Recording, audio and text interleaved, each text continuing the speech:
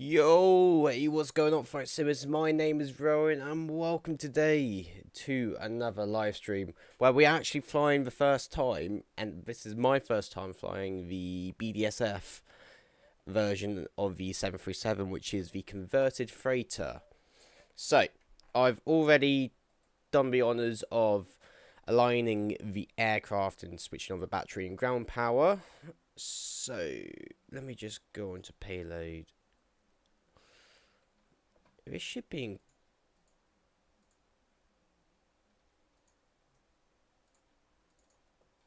that should be 15,000. Why is it saying invalid entry then?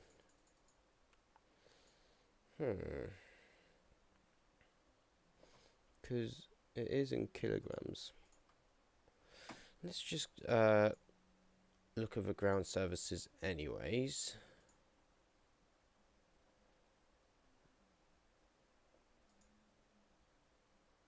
Okay, let's just do 6,800. We'll just go with that.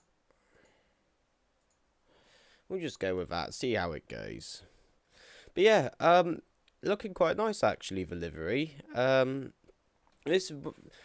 and Tapsy were thinking long and hard for this livery because we just didn't know how to make it all fit in to make it look all nice and clean.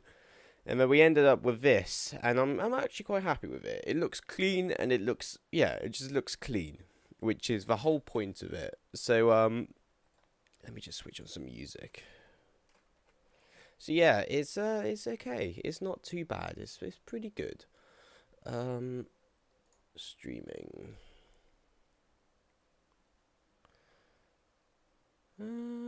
Let's do this. But yeah, it's not too bad at all.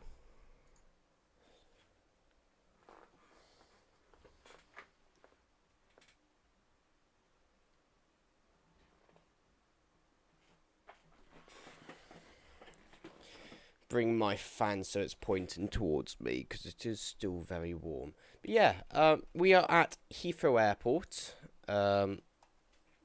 as some people can tell. Terminal 2 over there. No, that's Terminal 5. And Terminal 3 right there with the control tower. Iconic. I don't think we haven't done any streams from Heathrow yet. Still Terminal 3. Either there.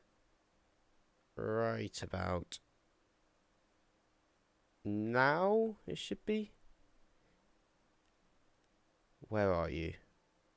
There you are. That's the Hilton Garden Inn. Stayed in there a couple times. Very nice hotel, actually. And it has a rooftop bar, which is just spectacular. Terminal 2 right there.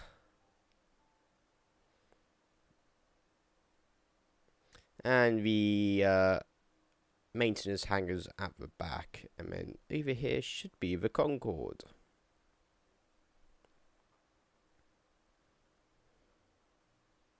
Lovely stuff. So yeah, I don't know why it's not loading any cargo. Definitely just told it to. Oh well. Anyways,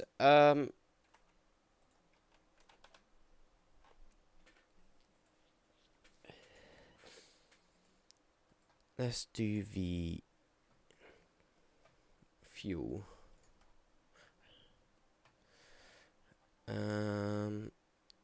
Fuel, we have 9,400 kilograms.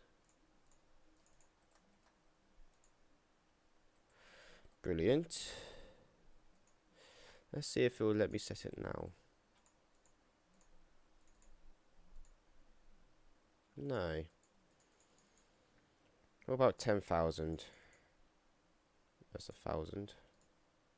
Okay, I'll do that then.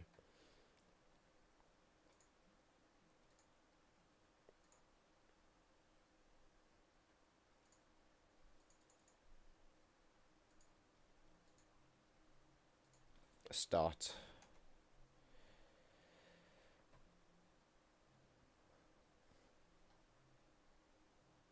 Don't know. Right, let's just focus on the other stuff anyway. So, root. I've lost all my keybinds for my views as well. It's annoyed me. LPPT. And we are AXC 400.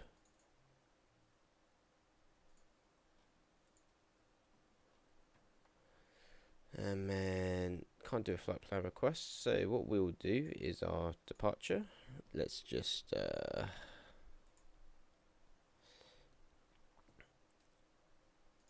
see what it suggested. 27 right. On the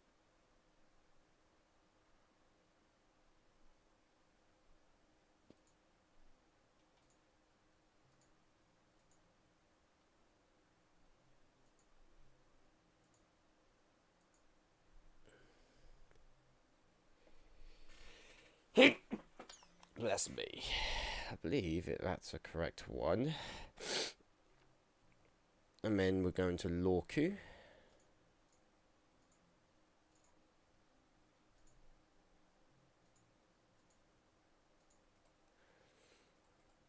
Let's just go into plan mode. Let's just step.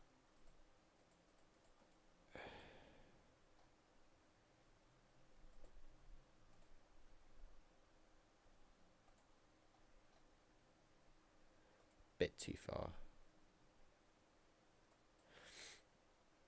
I think that's fine. It should be okay. LORKU, and then director KORUL. KORUL.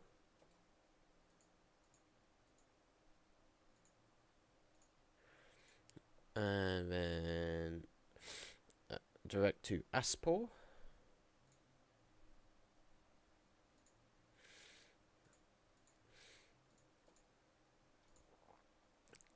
Then direct to XAMAX.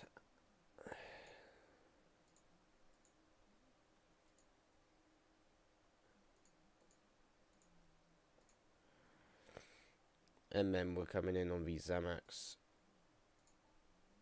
9 alpha. I need to update my air rack. I'll do the 9 Charlie on ILS 2.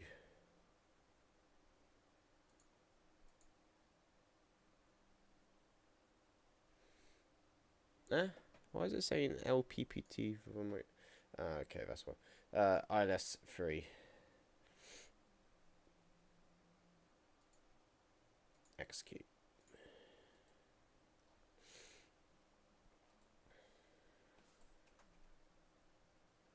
I don't know where my pallet loaders are.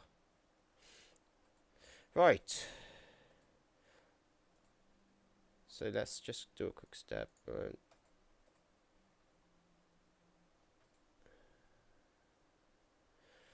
Okay. Taken off. GOGC, LORKU, KORUL, ASPOR, XAMAX, Badum. Okay. And left hand turn in 203. Brilliant. That's all I really need. So let's just get the flight directors on and arm the auto throttle.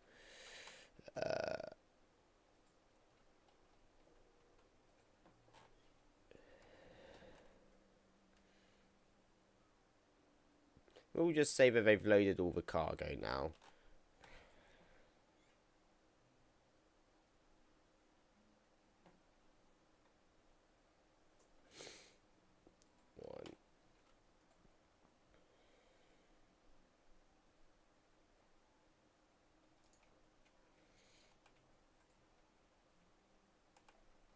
I'm going to set TCAS to standby.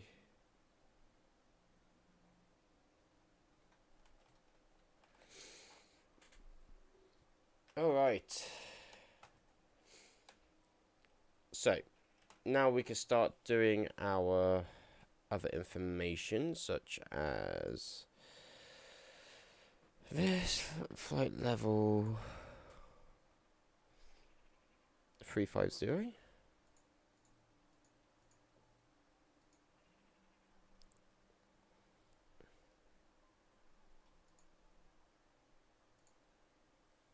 Ground rate. Okay, let's go into here. Ground rate is 54.4.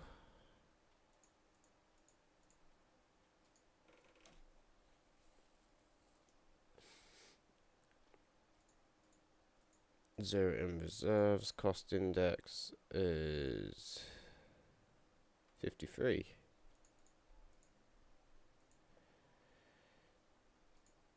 Cruise winds is 24136.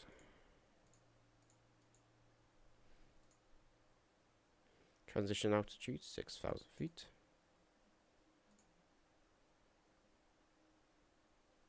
N1s. We don't have any takeoff calculator, so we're just going to go full toga. Flaps 5. Takeoff is 22.4. Takeoff weight. Don't have that yet.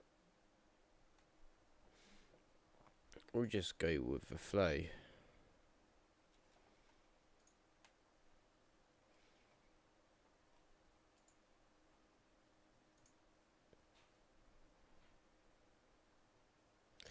Right. With that, we should be able to just whack on LNAV and VNAV. And runway heading. Let's get some Navigraph and Volanta.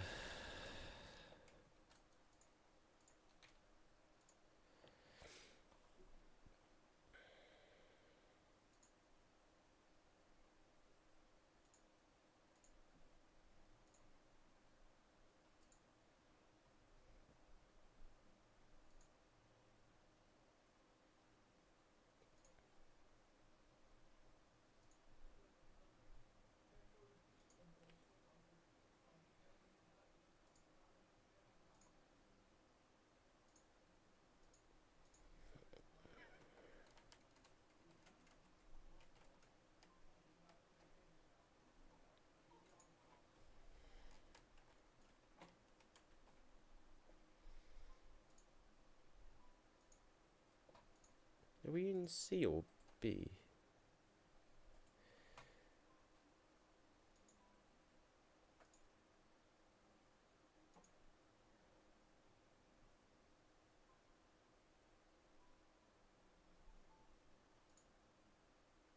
Ah. Okay.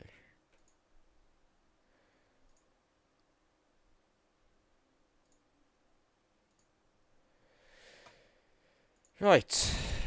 Navigraph. So we are taking off runway 27 right. So let's pin the airport.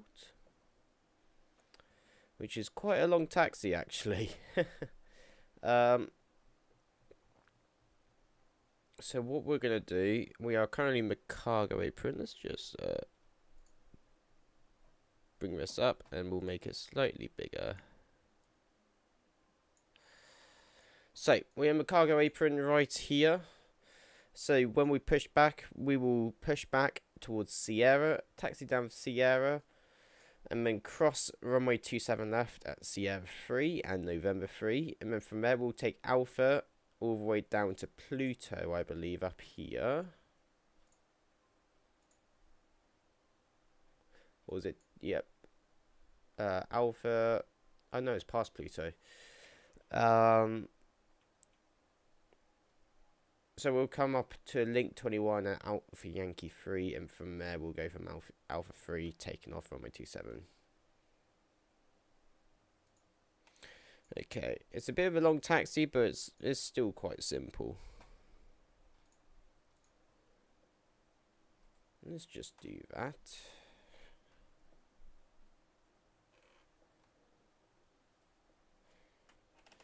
Okay, your damper can come on. Let's switch these on. Fuels can come on. Music can be turned down.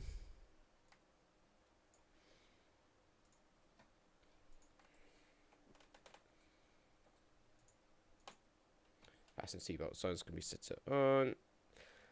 And I reckon we are ready to start the APU.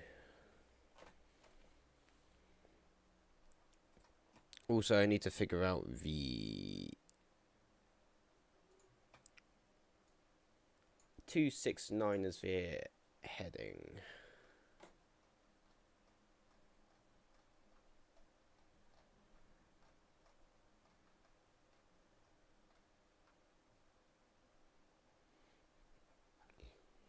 Initial climb 6,000. And with that, we want to go speeds 129 plus 5, 134. Okay. I've just noticed that my audio hasn't set up.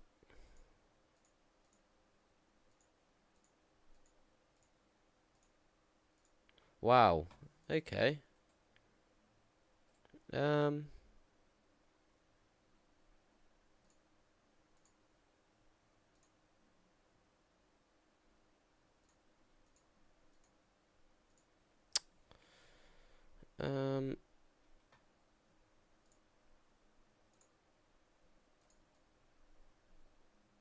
No, there's no audio at all. I've just noticed that. What's going on with my audio?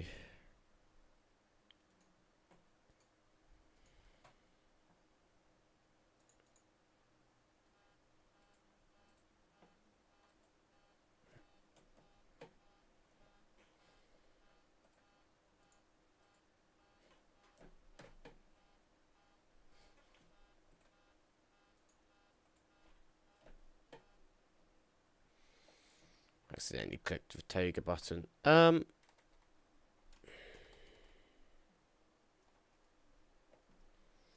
just reset my sounds.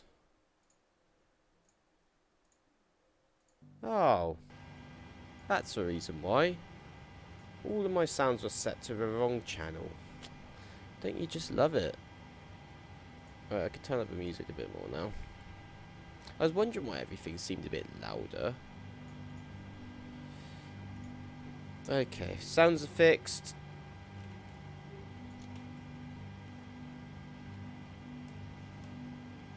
I think I'm ready to call for push.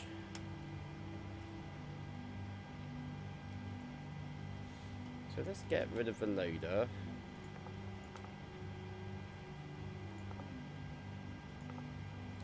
It's very annoying that it wasn't really working.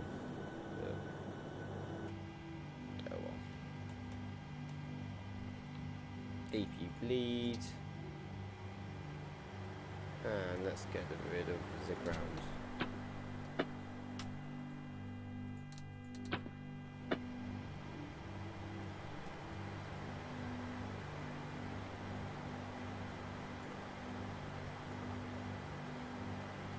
Everything else can go.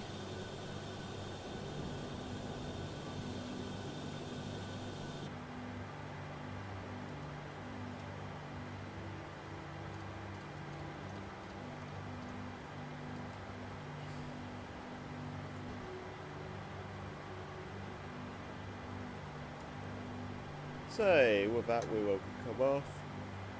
Anti-collision can go on. Set that to off.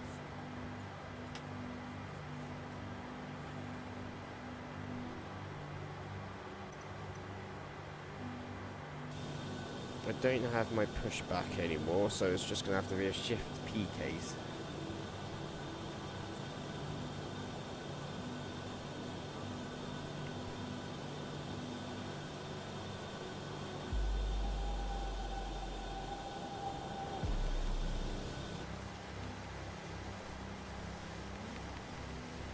And we will mute the music.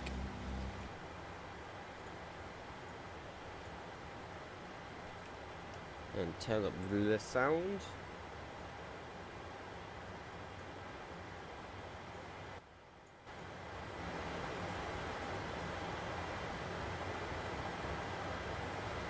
And set that to T8 only. Oh, we're going. Okie dokie. Exit off. Engine 1.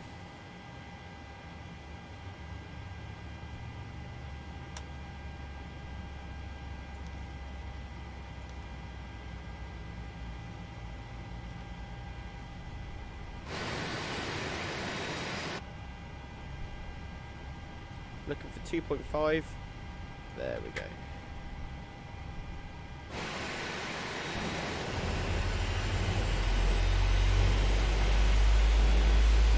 Oh, we don't have any interior views, don't we? That's why.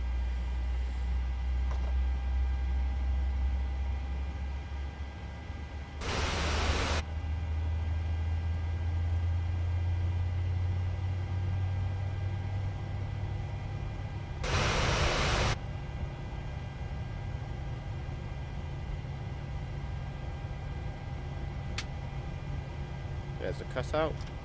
Engine number 2.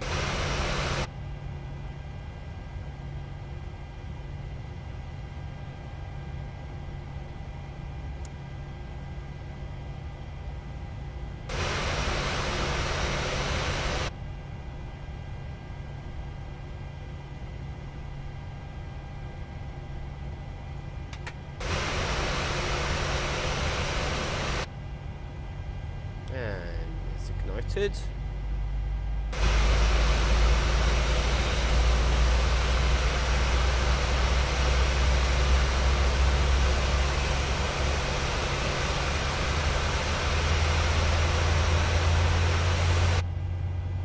Set parking brake.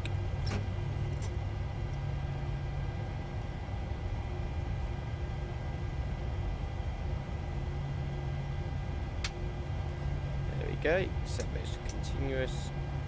We will switch over the buses, get rid of the APU, switch that off. Actually, come on. Set that to auto. I didn't switch from the hydraulics. Oh, that's fine. No pressurized now. Set, fuel damper, come on. Switch for guard.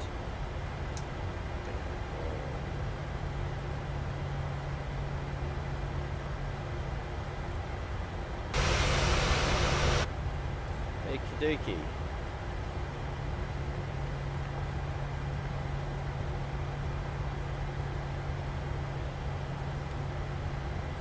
The legs, and then I want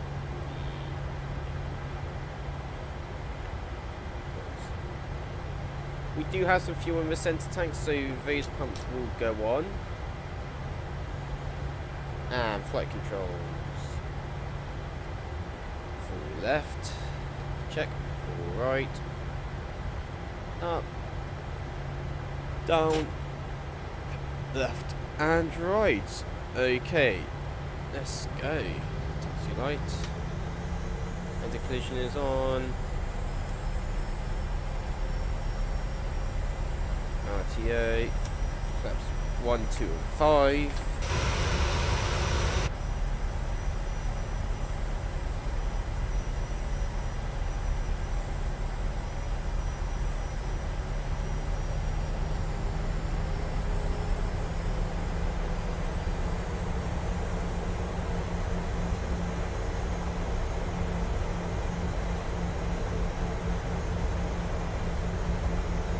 This is a good bit of scenery, bro.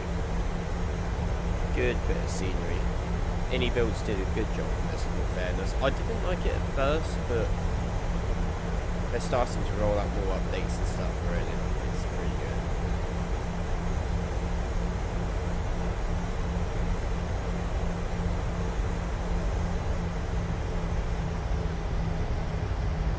So, it was at November, no, it was Sierra 3. Sierra 3 is when I need to make my left-hand turn. Terminal 2 over here to the right. I've never flown from Terminal 2 before.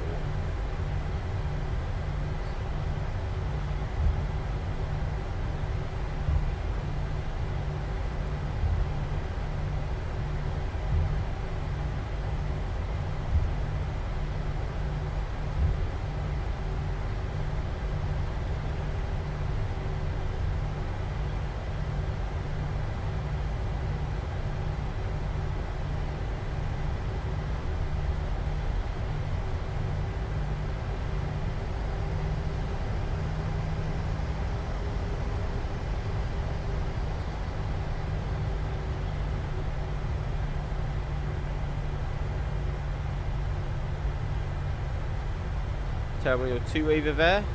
Looking good.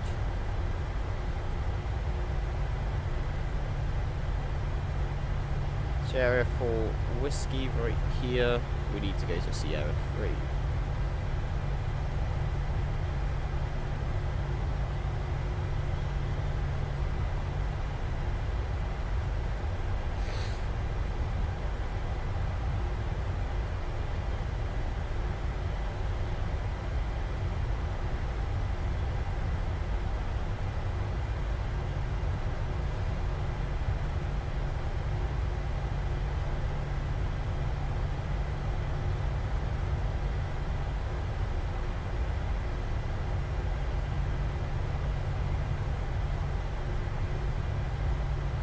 Look good though, Terminal 2. They did a good job in all fairness.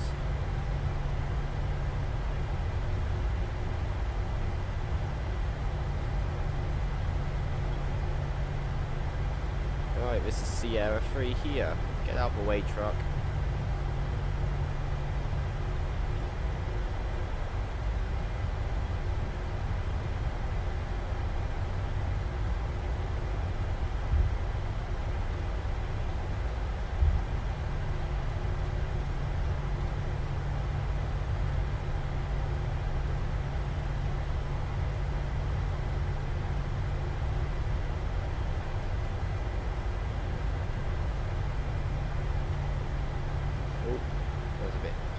Brakes. Okay, strobes, landing lights. Right path clear.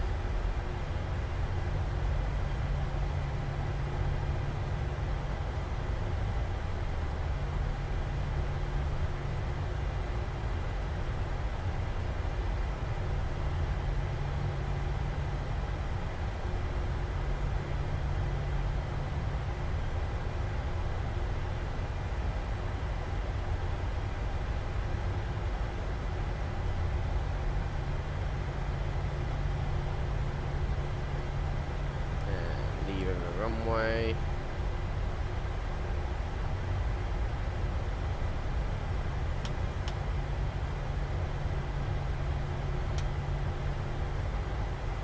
Now I believe it's right here onto Alpha, and then follow Alpha all the way round to 27, right.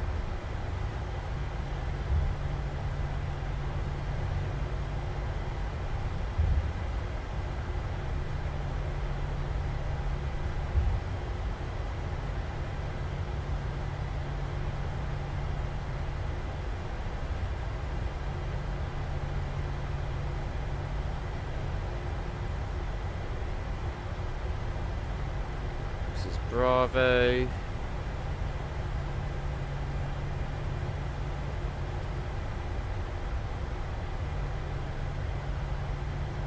Alpha will be the next left.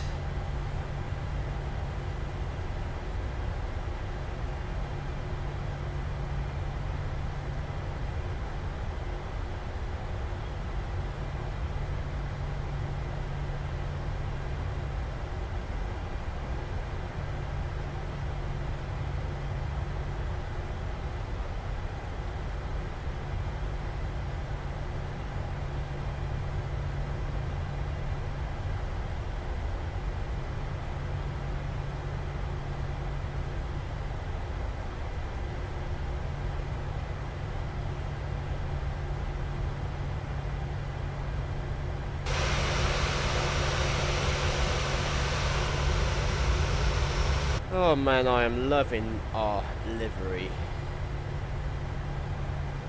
I'm so glad we rebranded our Alpha Airways livery. We add a bit more power to this now.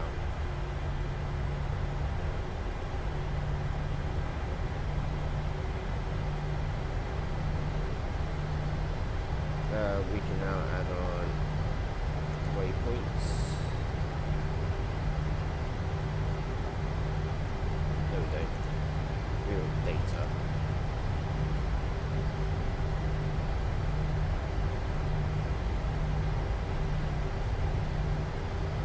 Considering how FPS heavy Heathrow is as well, it's not bad the frames I'm getting. I'll take this. Terminal 3. No, terminal 4. It's looking alright over there. Oh, get back on the centre line.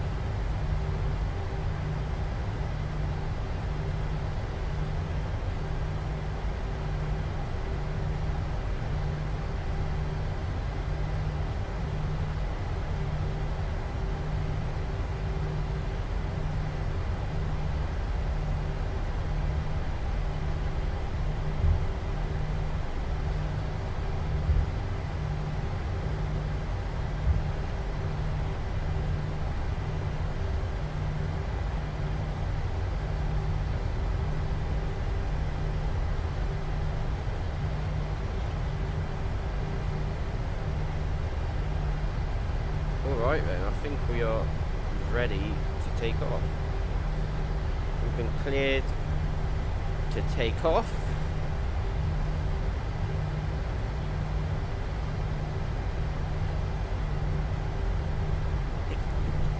Oh, bless me. Hay fever.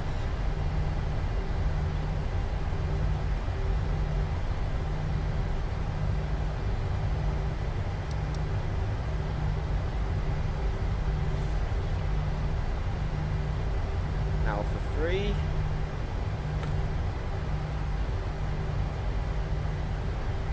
Flaps 5, RTA. And that's coming on.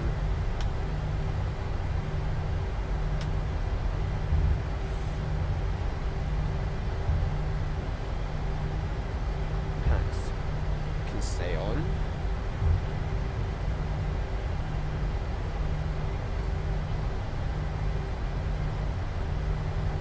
Okie dokie.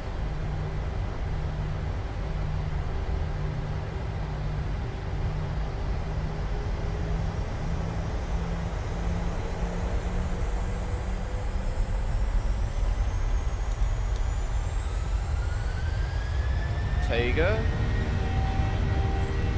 Press set. 80 knots. Check. Speed 1, rotate. Rotate. Positive rate of climb. Gear up.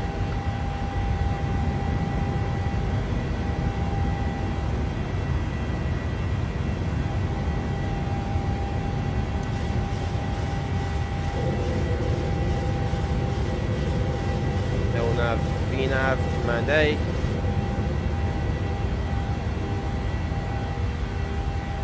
Taxi light can come off, turn offs.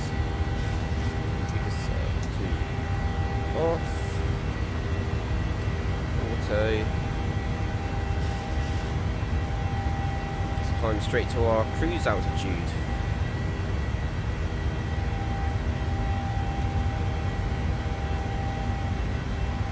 .350.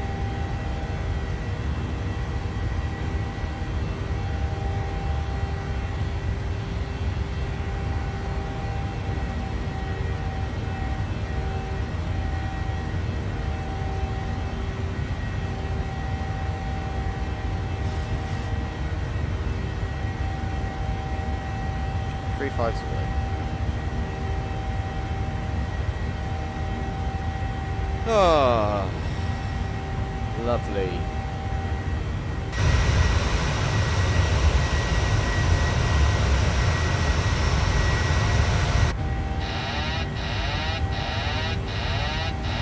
Oh, I completely forgot about that.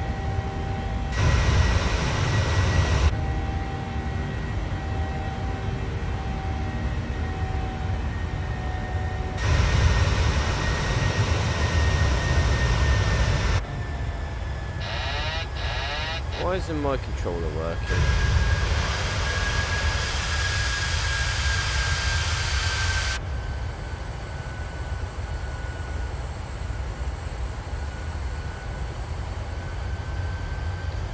Flaps 2, flaps 1, and flap 0.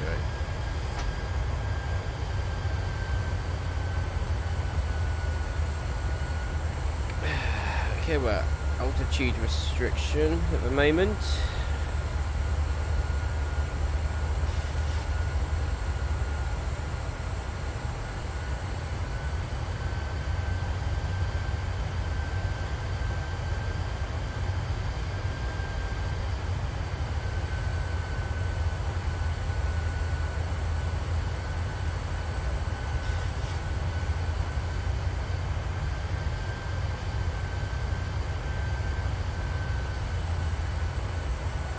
Good FPS up here actually, not too bad at all.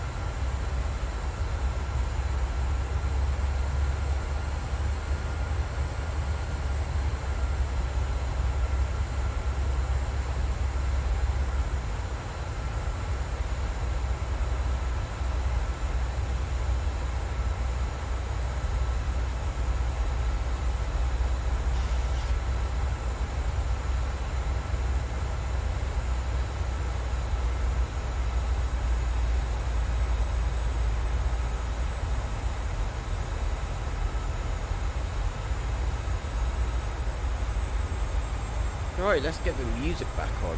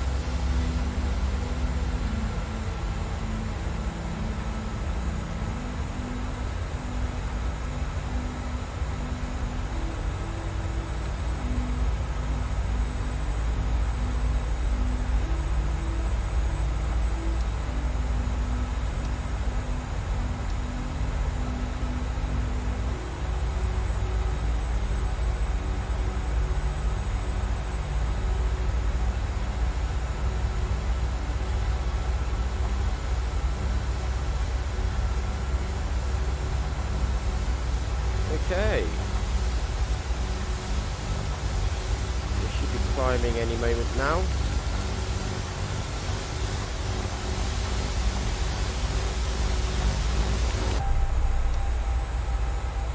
After we pass GASGU.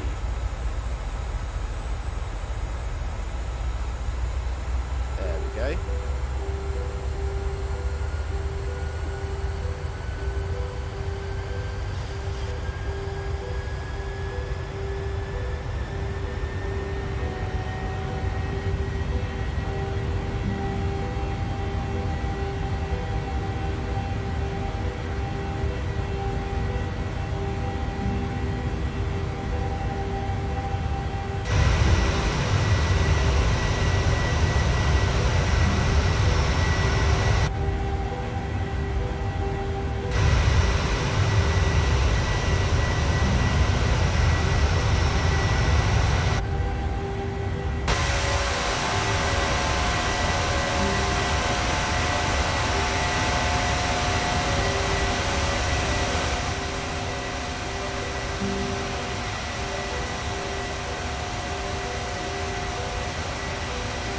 Bit bumpy up here today.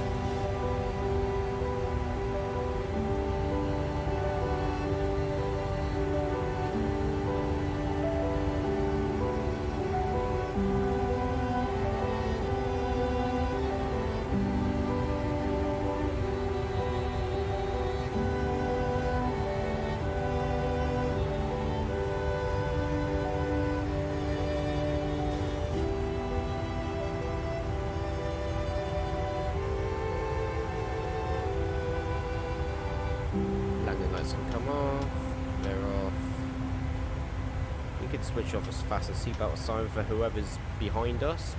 No one.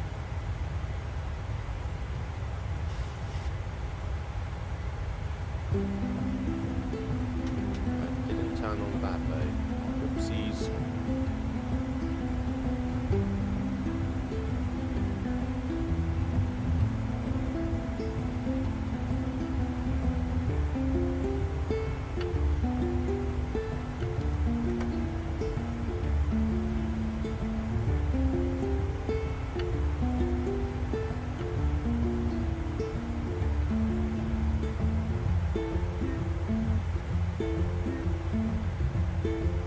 South coast of England, Portsmouth right there, I believe. Yeah, that's Portsmouth over there.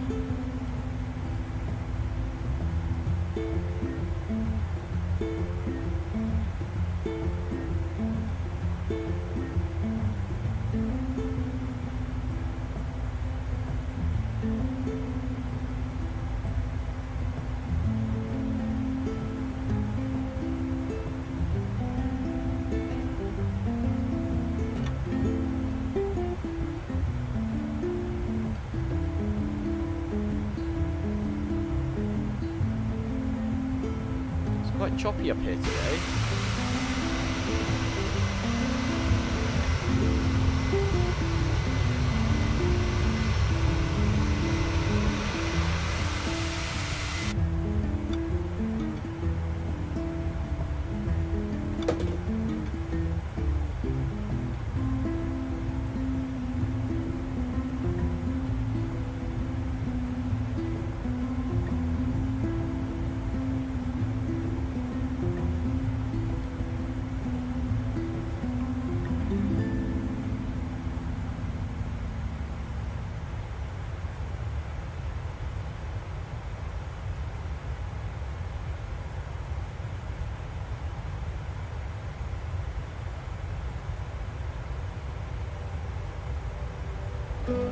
Feet. Coming over the Arve White now. Let's turn that down. Yep, there's cows east and west. East and west. Yeah, east cows and then west cows. Sandown is over there.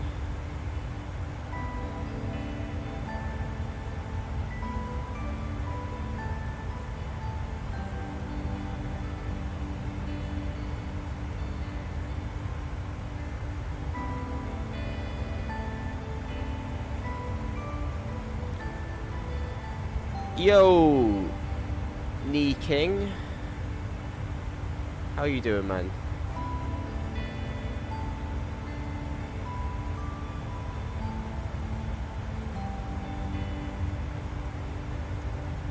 No, let's watch some videos.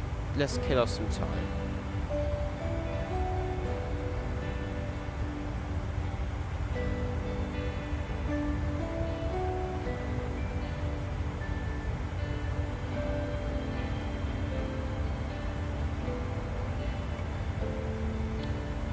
And KZ Aroma, how are you doing? And I'm doing good, thank you. Thank you for asking. Right, let's do that. And we'll chuck this on.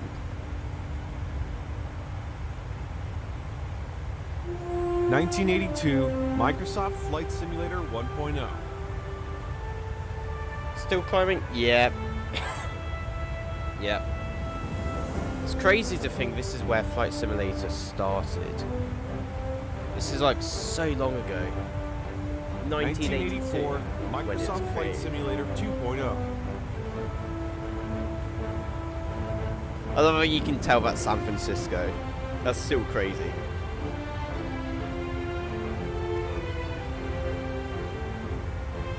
(1988) Microsoft Flight Simulator 3.0.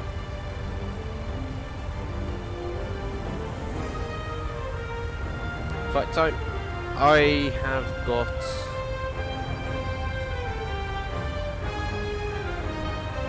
just under 2 hours left.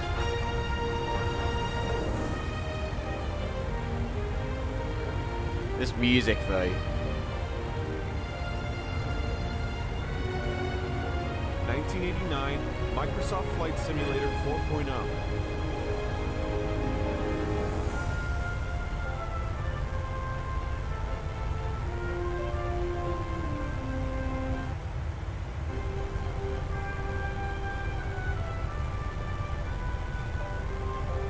It's crazy to think this is where like Flight Simulator started. Just look at it. 1993 Microsoft This is when Flight it Simulator started to- 5.0. This is when it started to add a bit more graphics and 3D models.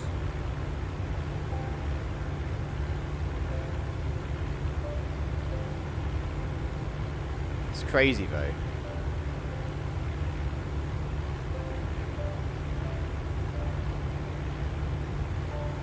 You from the UK? Yeah, yes I am.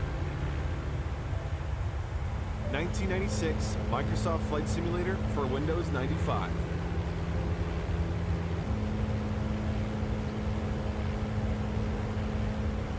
That's just crazy though.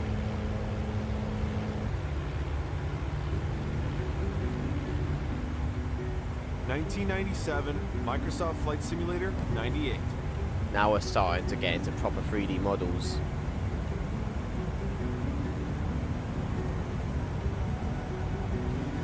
Christ, United's changed so much.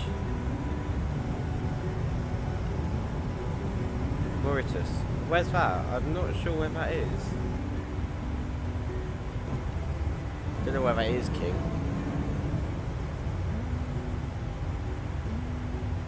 So that was that's a 737-600, I think. 1999 Microsoft Flight Simulator 2000.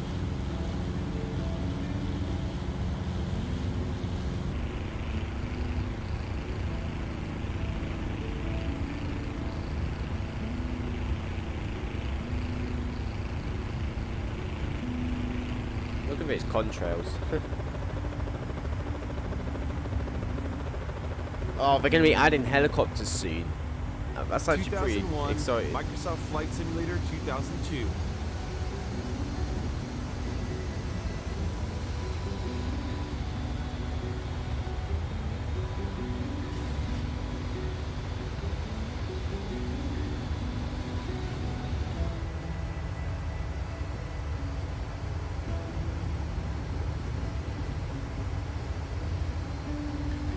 That wasn't PMDG, was it? 2003 Microsoft Flight Simulator 2004. A Century of Flight. This is where it really started to change and formulate into the flight simulator we know.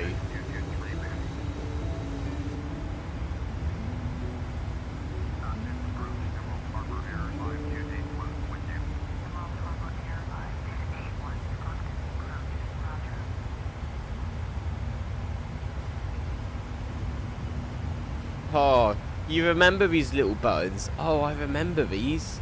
The little buttons there for the menu for Flight Simulator. Oh wow, how things have changed. 2006 Microsoft Flight Simulator Oh, X. this was my first sim. FSX.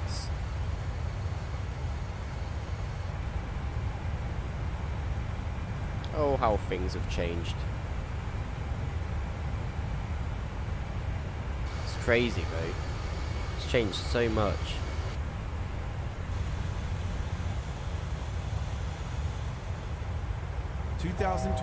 Here we go.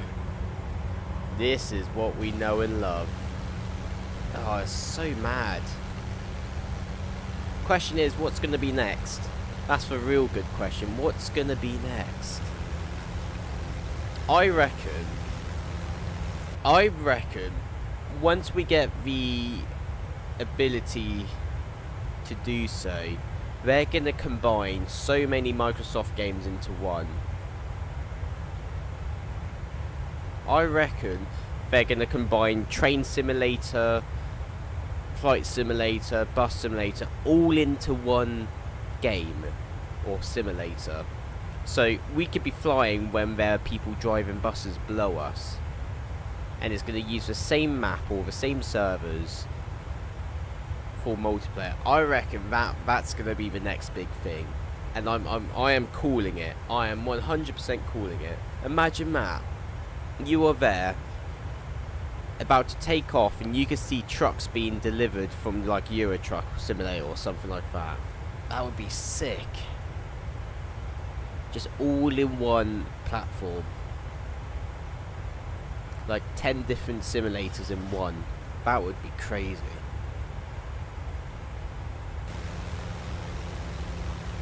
Oh, right, yep. It's because of my center tanks. Thank you for reminding me.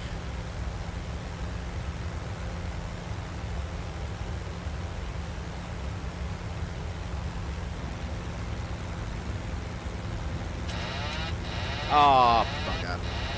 I moved the trim wheel. I hate how sensitive my trim wheel is. One little nudge and it disconnects autopilot.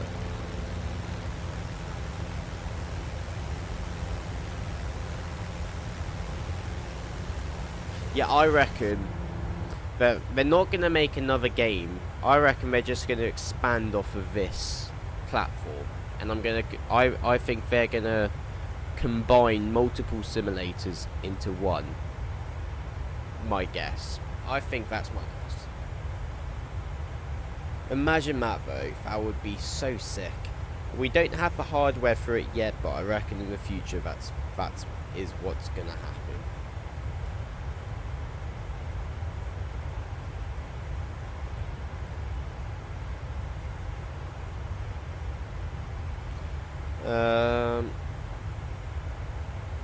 Stop descent.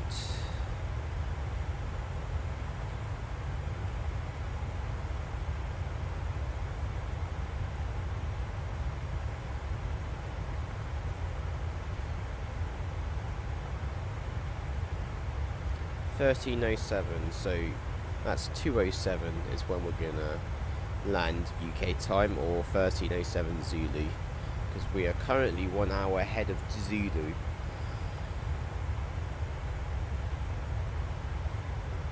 Because we are in British summertime. Love it.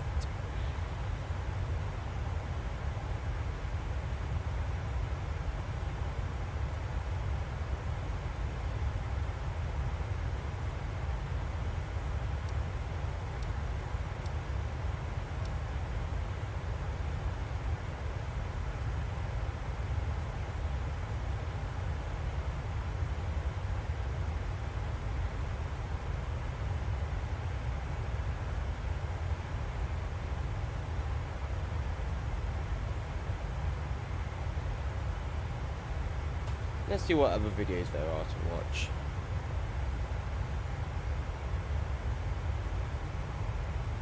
It's just crazy to think the evolution of Flight Simulator though. It's just mad.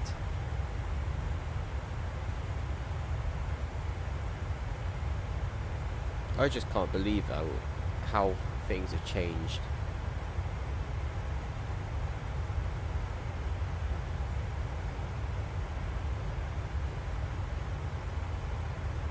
Oh, I wonder if Rami RC has uploaded another video.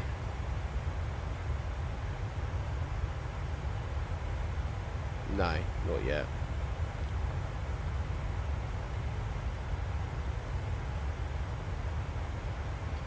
I wonder when he's going to complete his A380.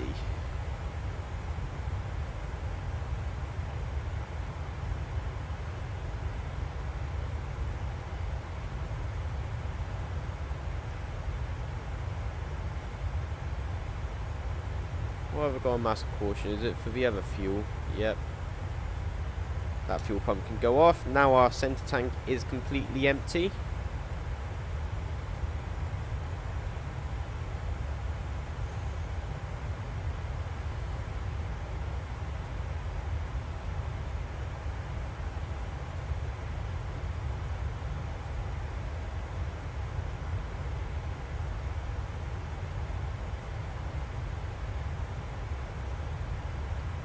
I'm intrigued to see how Sim Update 10 is gonna cause any performance issues. I wonder if it's gonna do anything, because a lot of So is there any problem with age? What do you mean? I'm not sure what you're trying to imply right there.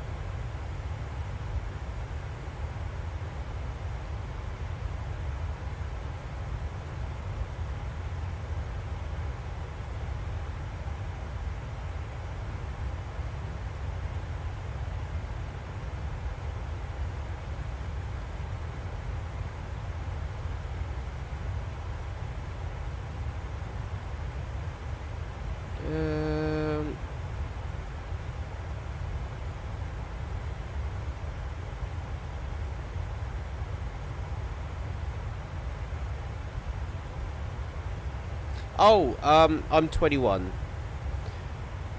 Yeah, I didn't see that previous message before. Yeah, I'm 21. GSX,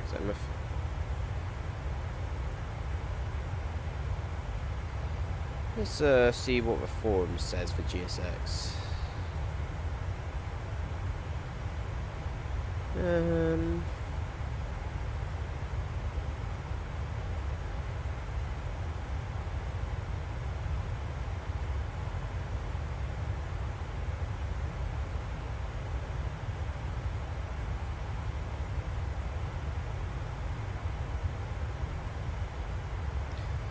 You knew about my voice? Oh, right. I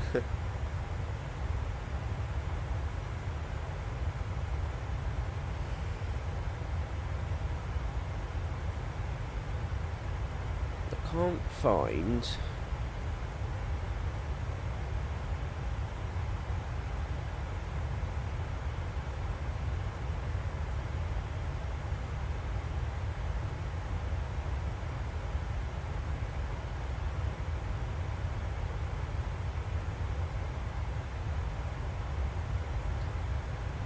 Right. Ooh. You could customize 30th of June. This was the 2 weeks ago. I never saw this.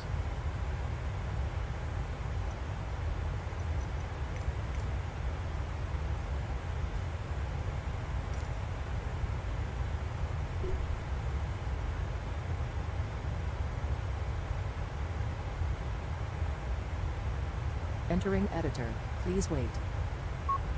Have you take for plane once in real life? What do you mean?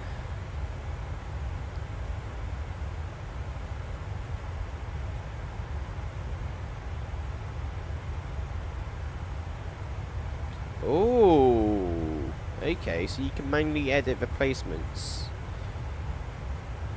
of airports. Okay. I'm not sure what you meant, mate, sorry.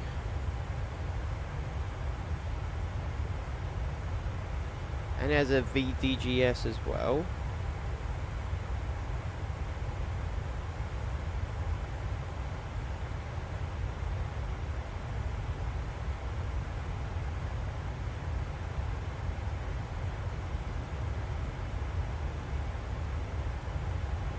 Oh.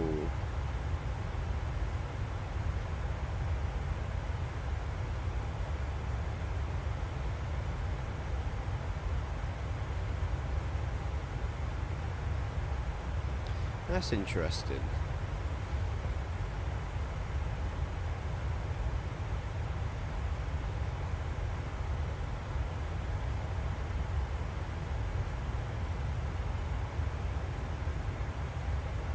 Be a passenger on the plane?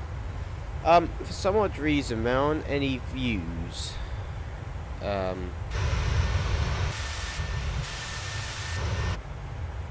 Sophie English? Ah, don't worry about it. Wouldn't I mean? Ah, bugger.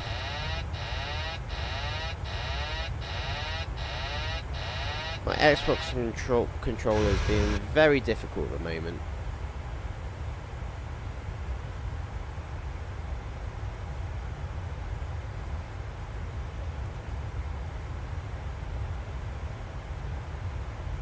Exiting from editing mode. Please wait.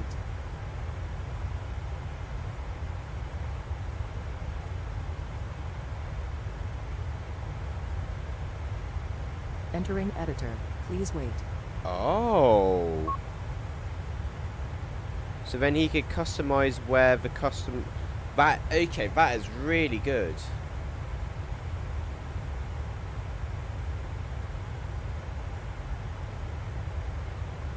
Right.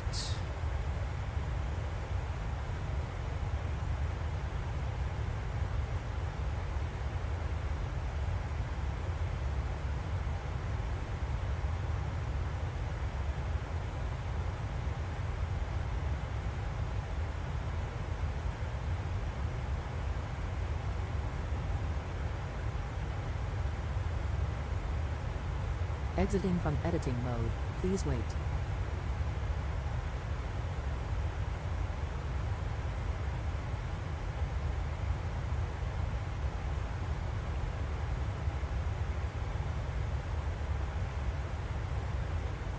Entering editor. Please wait. It's because PMDG disconnects my autopilot whenever I make any adjustments to the yoke or trim or anything like that.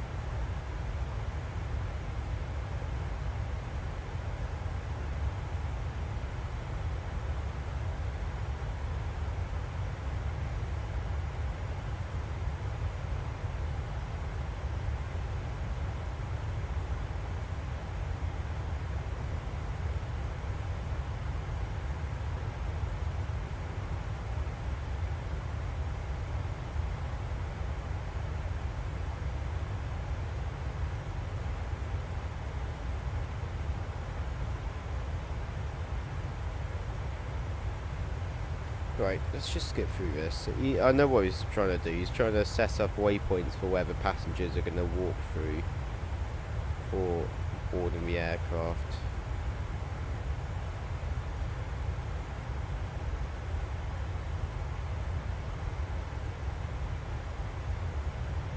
Exiting from...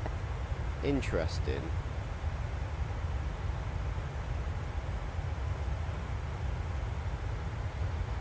That seems quite interesting. Okay.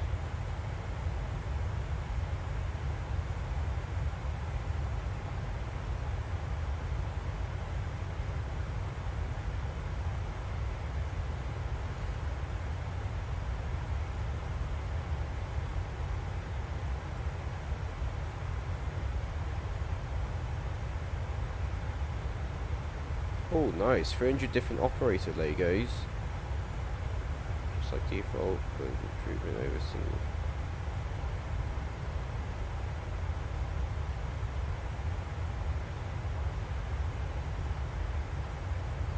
Okay, so soda's being created for MSFS, which means we can have dual jetways or triple.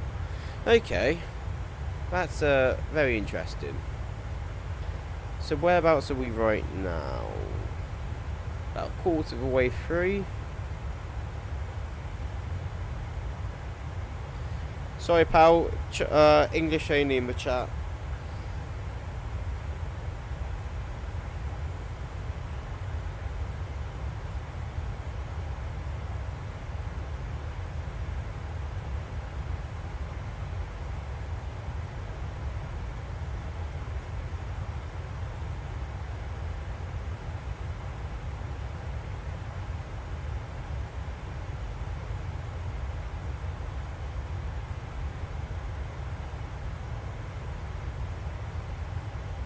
Not much of a wind up here. It's very calm. Only 2 knots. That's very surprising. Hold on a second. Oh no! No!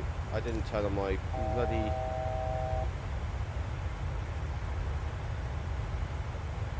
Didn't turn on my live weather.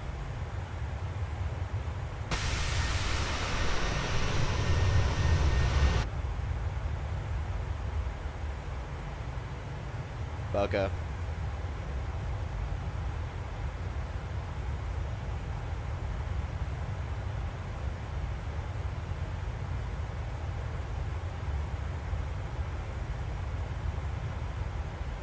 Right, let's look for something else to watch.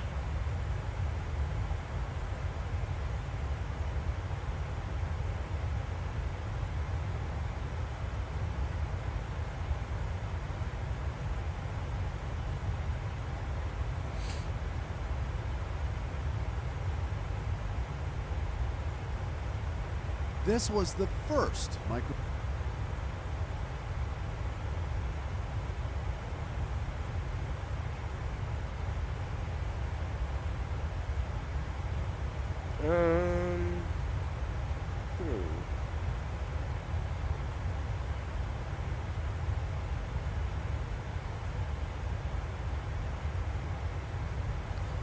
Oh, Luke's streaming.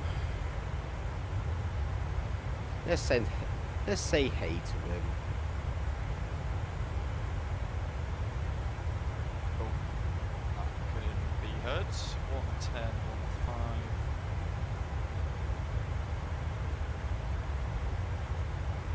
115. The lock DME.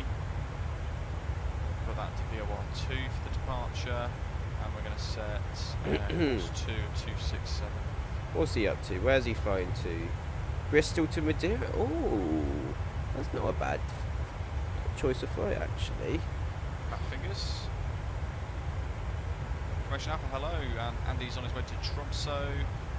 So, continuing with the checks. Transponder set, fueling, loading, boarding is now complete. So let's go to menu, FS actions, ground services. And actually what we're going to do, we're going to make sure the parking brake is set, and that we're just going to remove the chocks, because we are almost ready for pushback. And what that's going to do is trigger the ground power unit to disconnect, and it's going to trigger the steps and the doors to be closed, like so.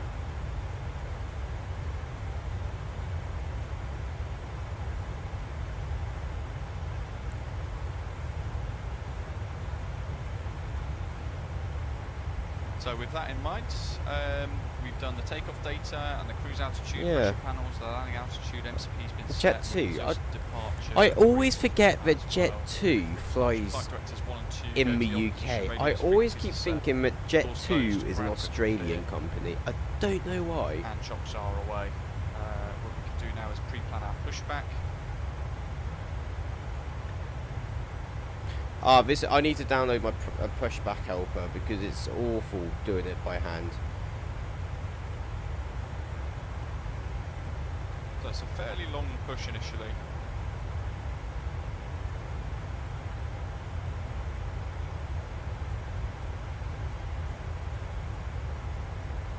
Like so. We're going to request the pushback now because we're almost ready. Looking at the fuel tanks, we've actually got quite full centre tanks. We've got 12.6 tonnes of fuel, so we need to turn those on as well. Anti-collision light can go on now, and fuel pumps are on as required. Packs are going to the off position. I just noticed that he's pushing back to the solid line when it should be to the Mission mode. dotted. Start.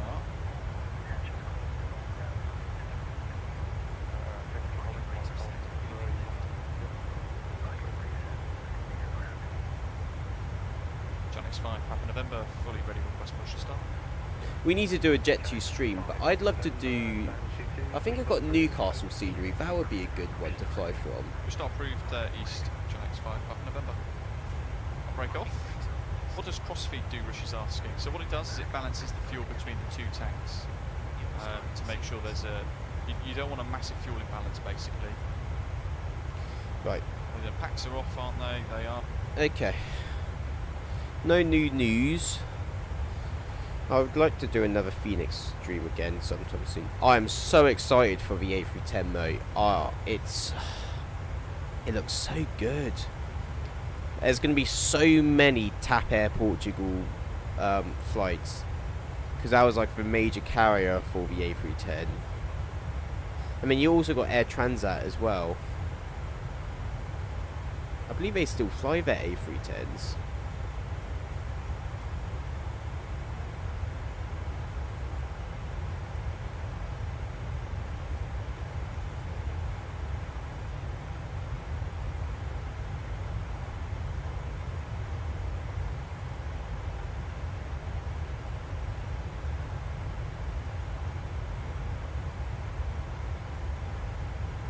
Do they still fly their A310s?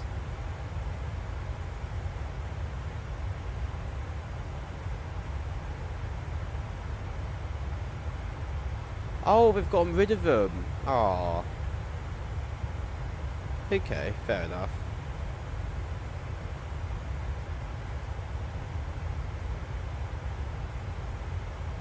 Tell you what though, Heathrow is looking good in here. Real good. Look at that for the check-in area. That looks sick. Yeah, that does look real. That looks good. In Buffalo, they've expanded the scenery or the exterior parts, which is quite nice. But oh, look at that! It looks amazing, spectacular. It does. I'm so excited to be flying this in the sim.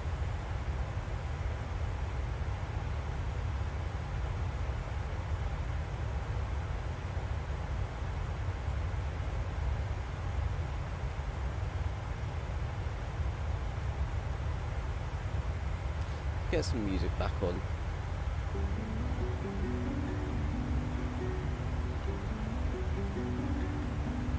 So that should be the south of France right there, if I'm correct. Yep.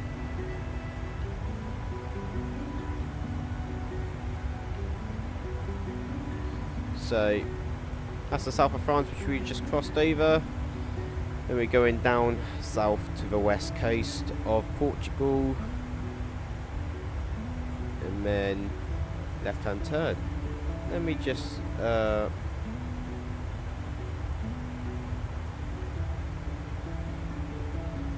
arrivals.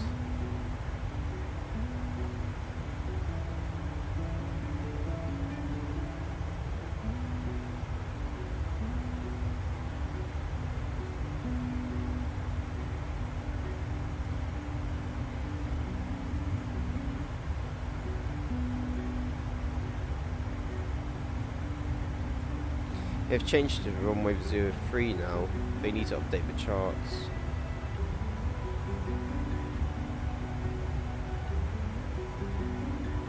Let me just check.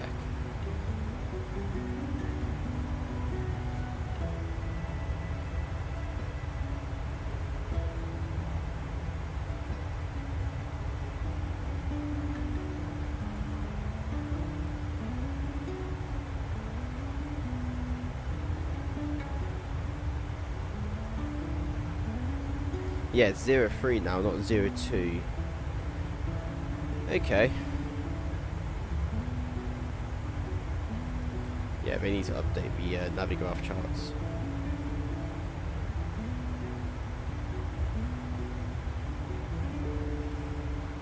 So.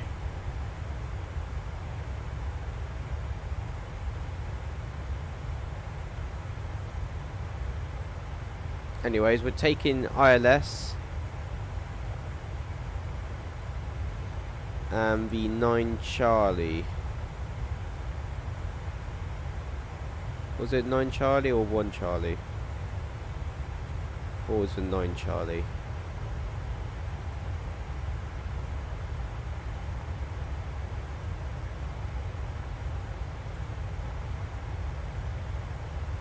Nine Charlie.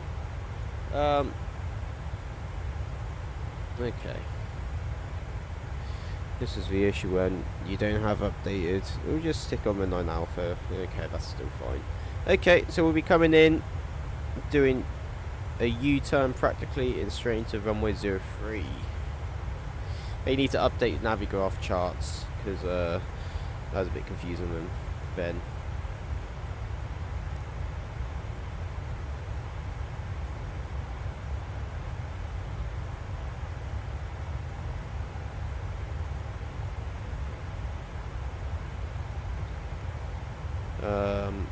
What am I doing?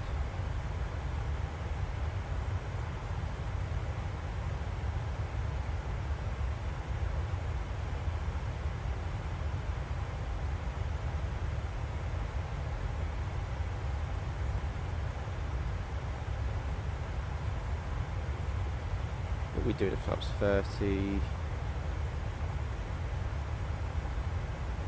There's no offset anyways.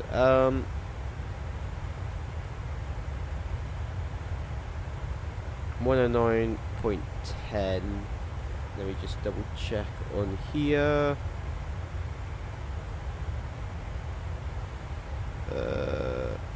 Approach 109.1. 025. Okay. I have a feeling it may not work because the runway's changed, but we'll just chuck that in anyways. 109.1.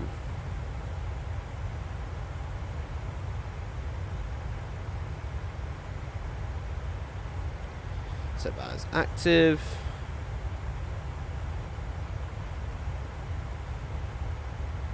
Oh, it's 026. Okay, and that's the reason. And my mouse has fallen off. That's the reason why it's now 03. Because it rounds up. And I've moved the bloody trim wheel again. Hate it when that happens.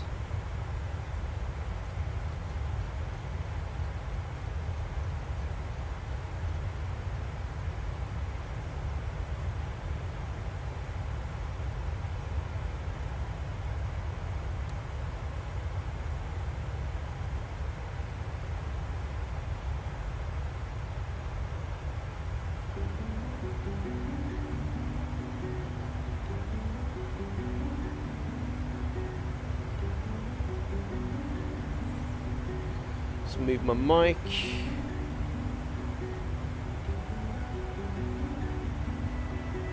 Let's play a bit of Geoguessr.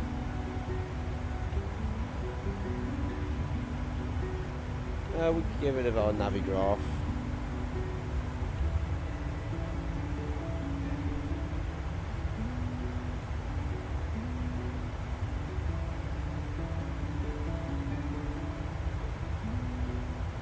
Let's do the world.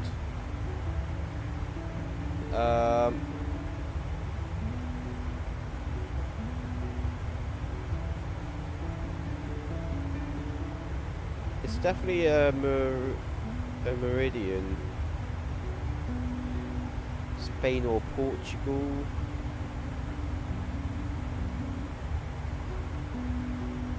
Any big giveaways? Any flags?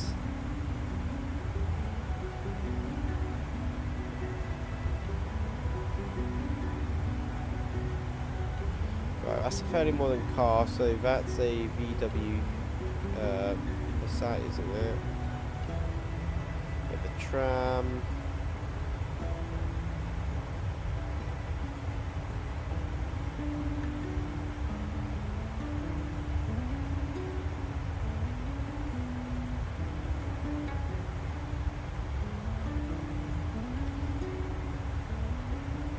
Lisbon. Okay. Portugal.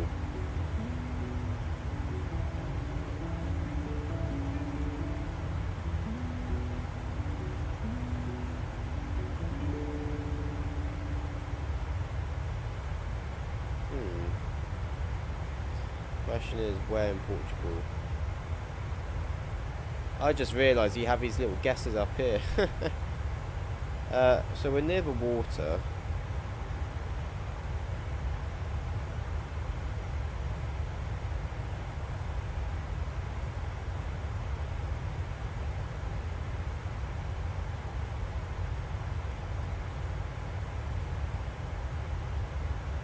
on.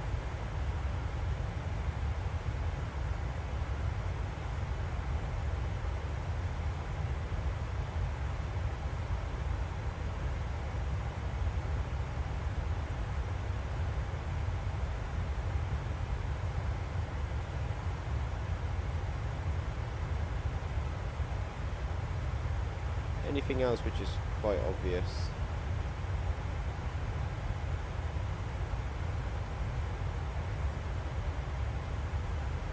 Fountain. Clearly it's got loads of space.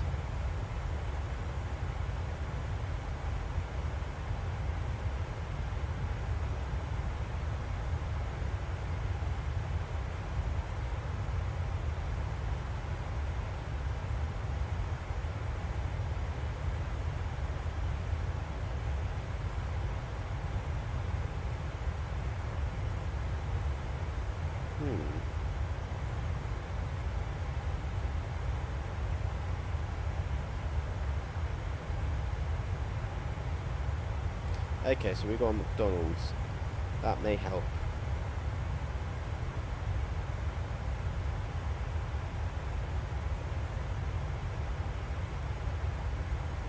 Mackie D's, Starbucks.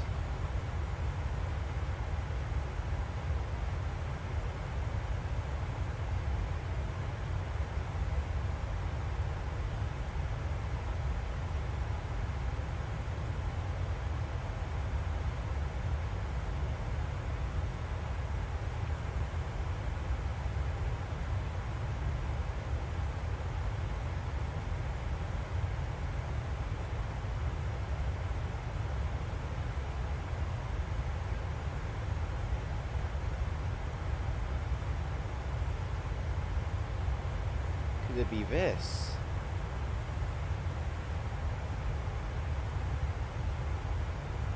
Soul's Brazza. What's next to it? Is it Soul's Brazza?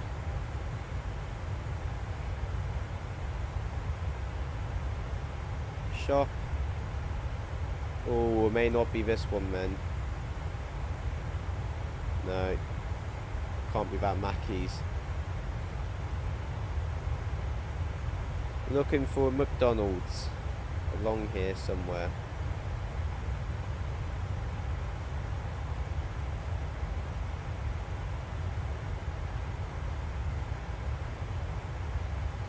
Burger King.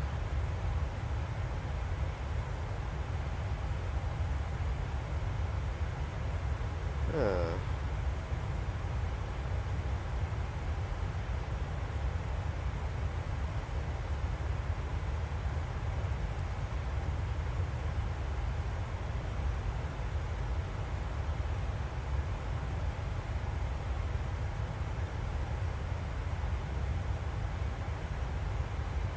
I'm convinced to find this place.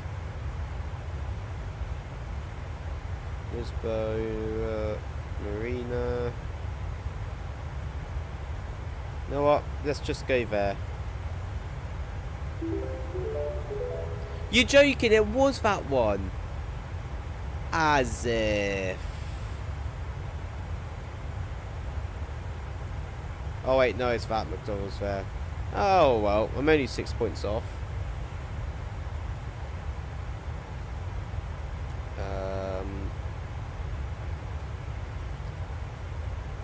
This is very obviously London. Bolton. Or it's in the UK, obviously.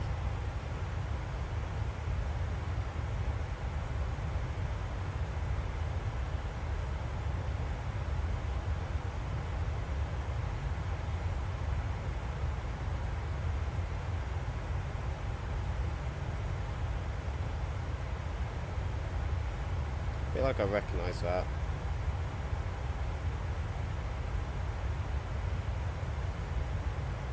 Ah, it's so blurred.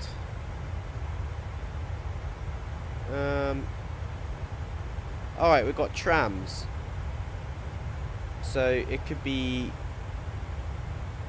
that narrows it down to a couple cities.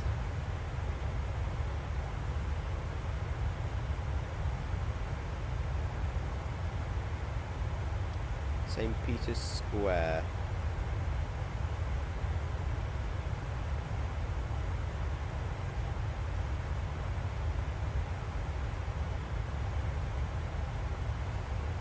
Yeah, so here's Manchester. Right. Bolton. We've got a cathedral.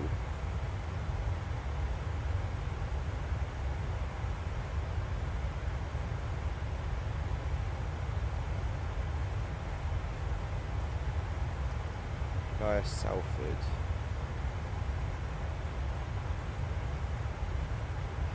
Bolton via Salford. Where's Salford?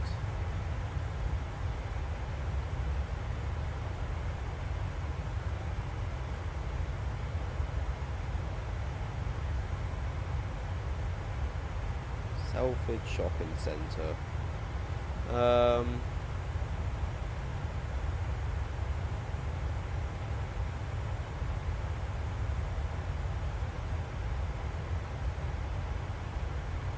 Salford. Okay. So there's the shopping centre. So it's going in that direction, which means that we need to be going this way. Cathedral. Oh, could it be this? Are we next to water? Possibly.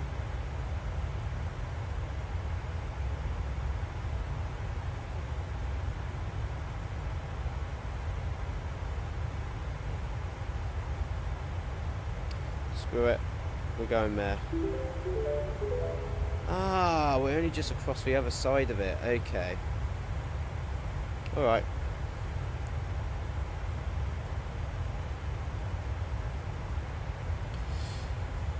Right. Somewhere in Asia. We're not in Hong Kong because there's no English. So that narrows that down. Japan.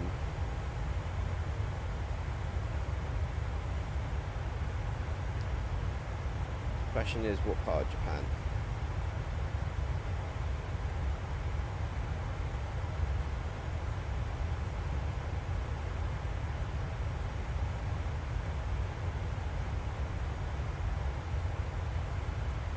I'm not gonna get this one, to be honest. I am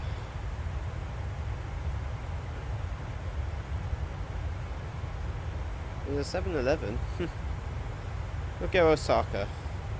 This one's going to be a bit of a... Okay.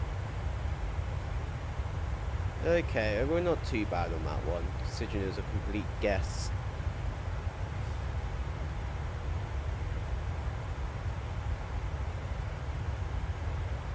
Mediterranean... Canada... America...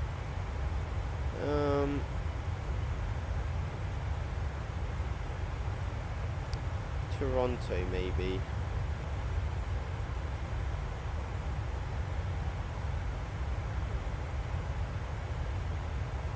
What's the name of this? King Edward.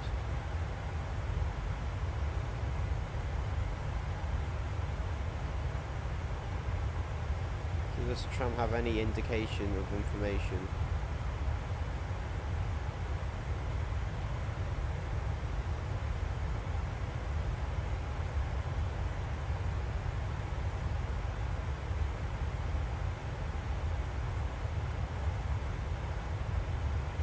Bugger, it's all scrambled. Big Smoke Burger and the King Edward.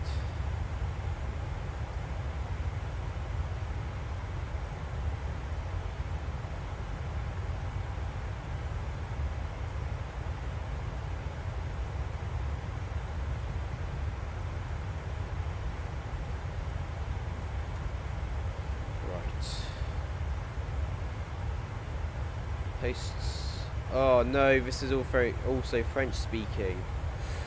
Oof. Okay.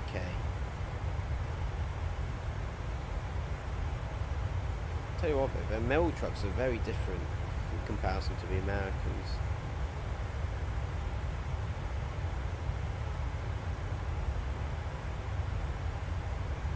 Fire truck.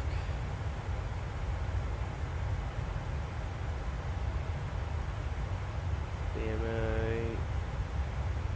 Church Street. And what's the other street? King Edward's. Church and King.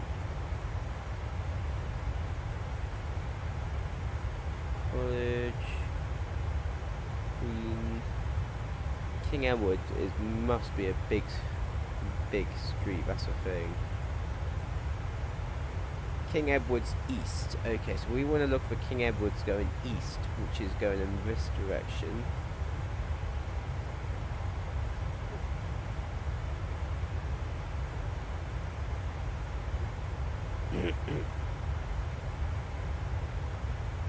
King Street West. So we found King Street.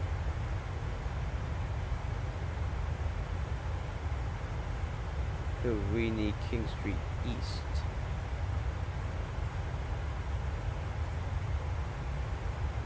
Was it St. Edward's?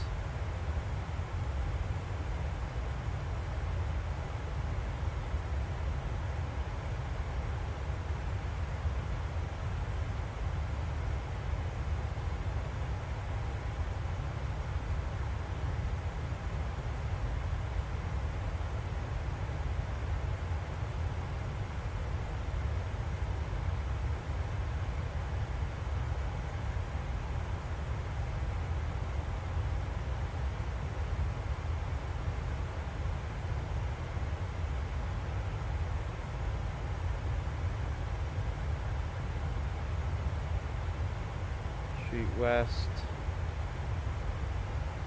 Ah, here's.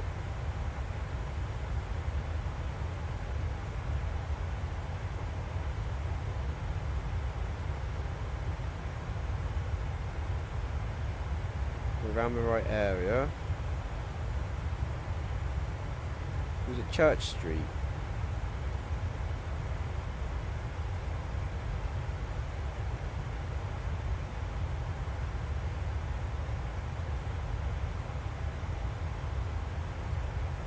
Come on, I need an indication. What street is this?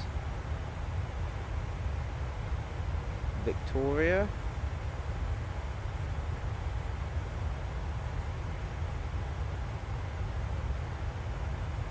Church Street. Jervis. Princess. No, no, no.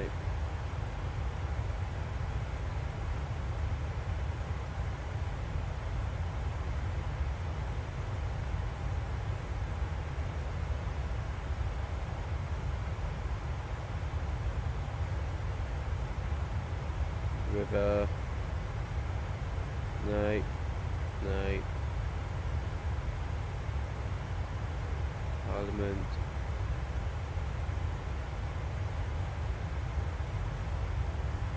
Right, let's just this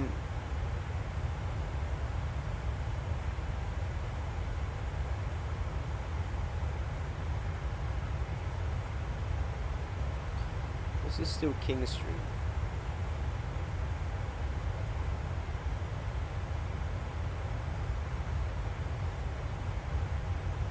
Name of this lane.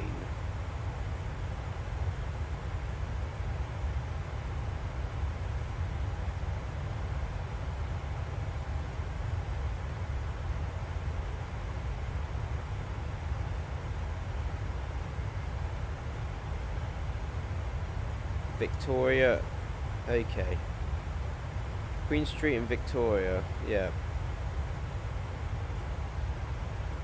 And I'm also looking for a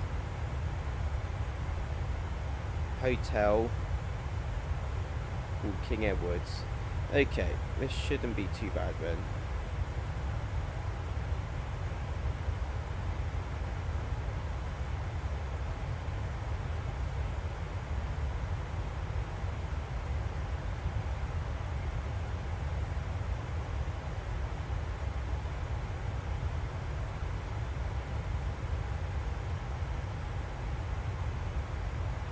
Somewhere along here is the King Edward's Hotel.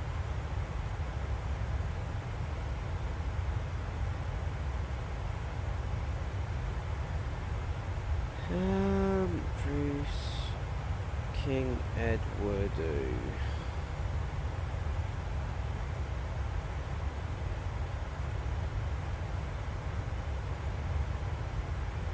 Somewhere along here. Come on.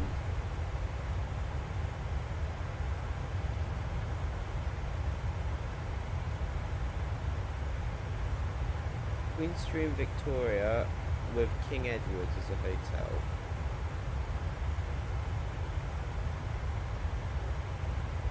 Holiday Inn.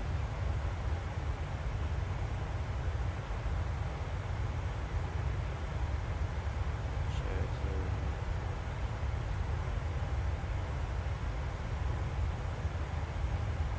Street West.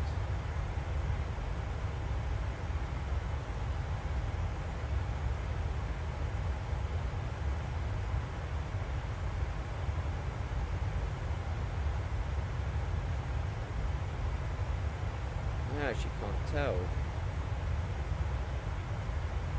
Oh, it's the Omni Hotel. Right.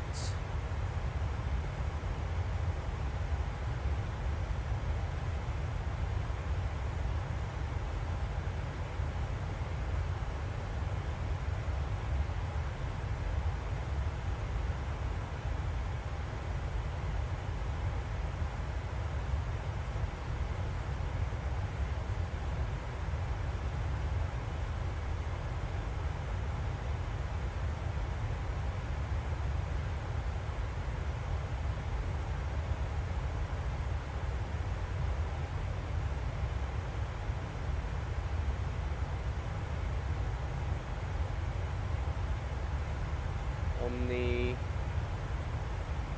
I'm just gonna have to take a complete guess, and we are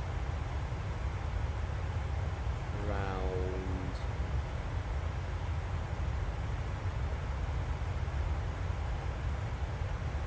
here. Oh, what? Oh, it's not called that on the maps. You're joking. Oh well. Close enough, close enough. Right, Shell Garage. English. Cadbury's. Could be Australia.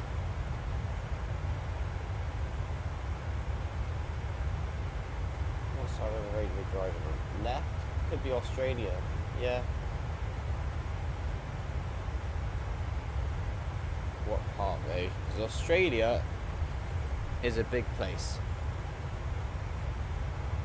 Let's just double. Oh no, South Africa. Where's our top of descent? Still quite a while away. Okay, so South Africa.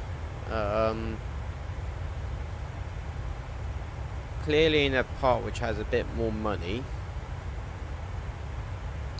So probably Cape Town.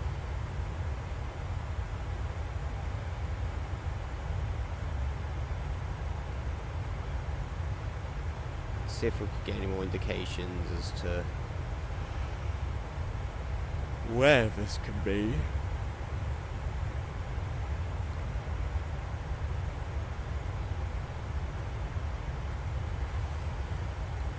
Karabo.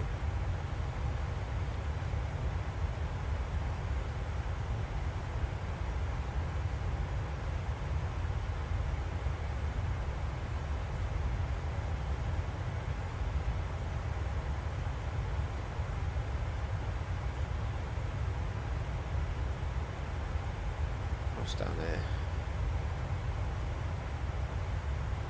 Tracy down.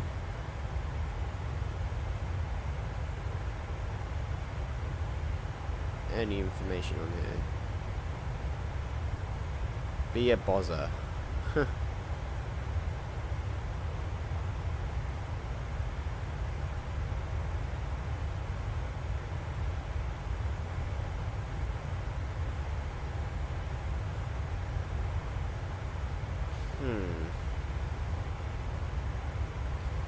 This one's got me stuck. What part of South Africa are we in?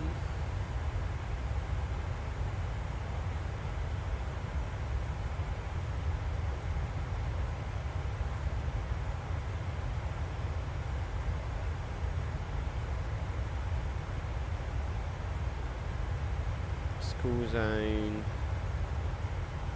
Under fit. So this is a school on the right, okay. Was on the left, I don't know. Ah! High school for girls. So, Pretoria.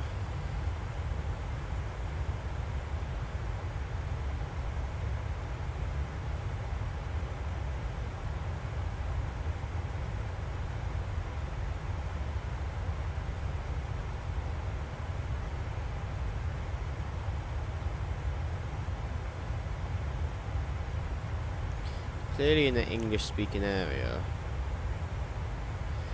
which is why I thought of Cape Town.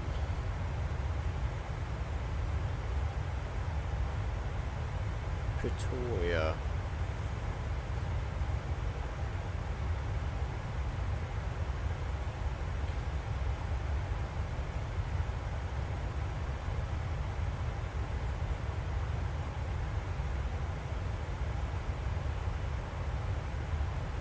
Interesting.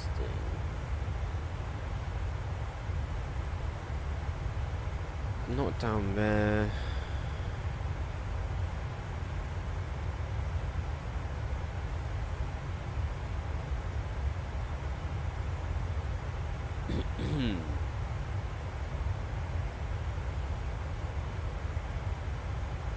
Parklands. Philly.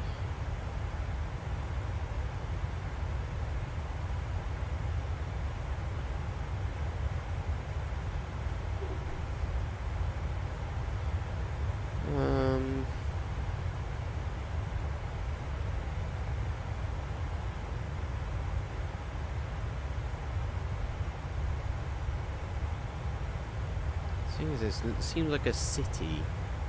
There's Cape Town International. Where's Pretoria? Let's look in the sky. Do we see anything in the sky? Any planes? Nope. No.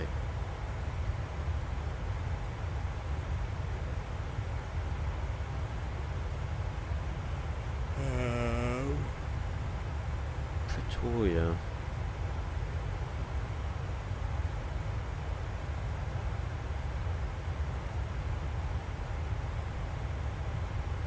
I've actually got no clue on this one. This one may have to be a complete guess as well.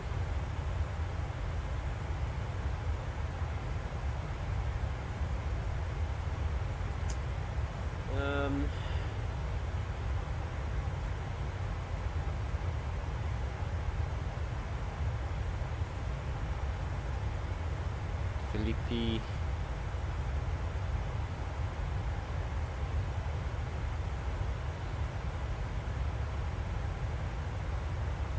Paddocks.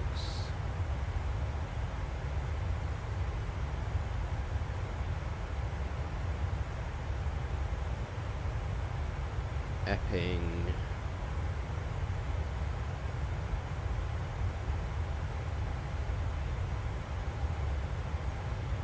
It's gonna have to be a guess. I'm gonna go there. No. Yeah. Johannesburg. Why didn't I think of that? Ah, okay. Fair enough, fair enough. Alright. I'll accept we lost there. That was a poor guess then. Very poor guess.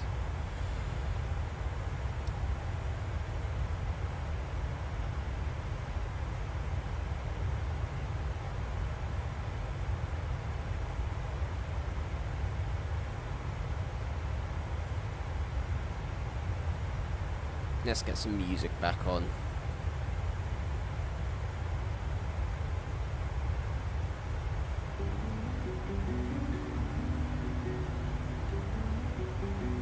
Yeah, that's slightly annoying, man, but oh well. Can't win at everything, can't you?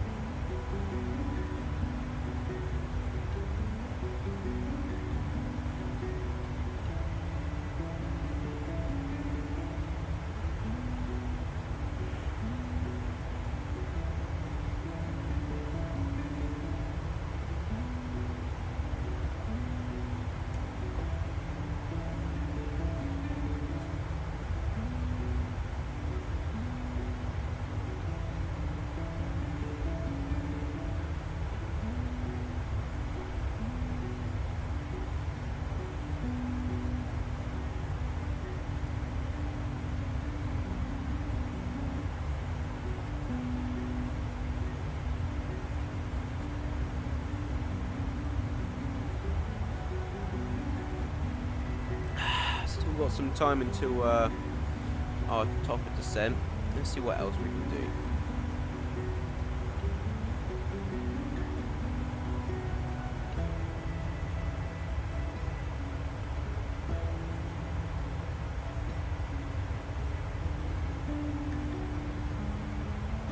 All the international air tattoos on.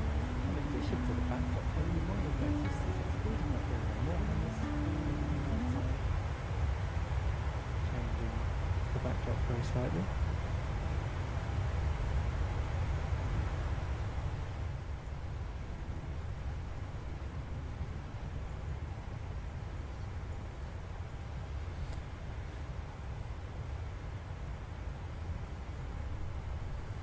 Nice. A familiar sight to me in Devon. These, I'm going to say these two, I can't think which of them operate down in my neck of the woods, but Andy on talkbacks, chancing his arm here, saying the S92 is probably at Newquay, so it might be one that I see. But certainly when my kids are... I think the one on the right there is one which operates nearby me. I've never seen that one before, but I think I've seen that one. Coast Guards transiting from north coast to south coast in Devon. I suppose in years gone by these would have been RAF operated Sea King. No, I suppose not for Coast Guard, but similar role.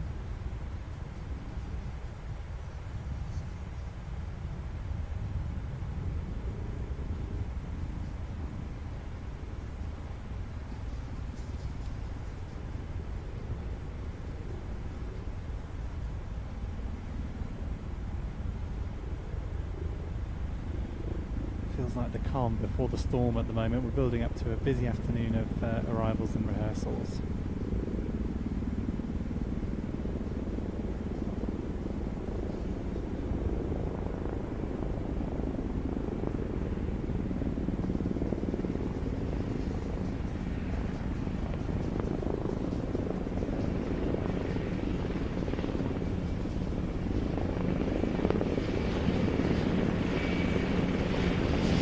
Yeah, I'm pretty sure this one on the left is one which operates nearby me.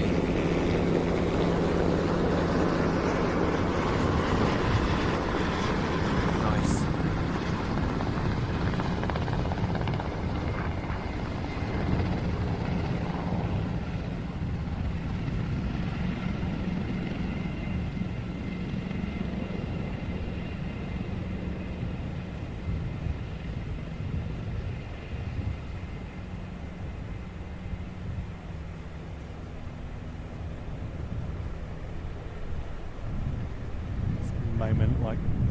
Moments like this where I must remember to nervously glance to the east. I can see a dot.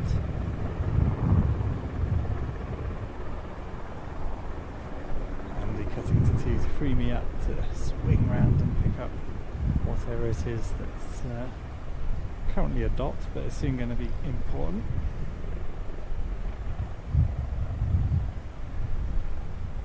Adam says, could it be a Mustang? And I see, yeah.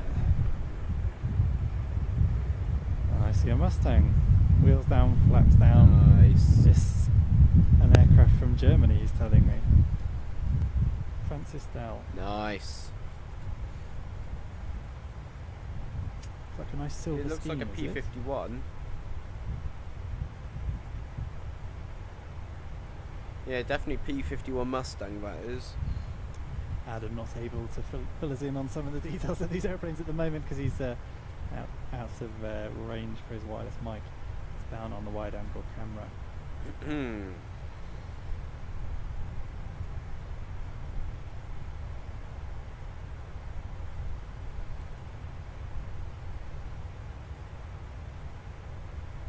Lovely.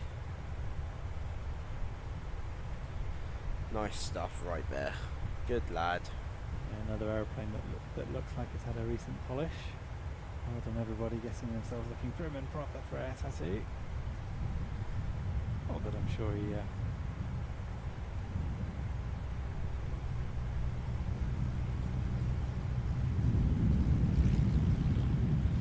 It's had a good polish, that has, actually. Look how shiny it another is. aircraft part of the USAF anniversary theme.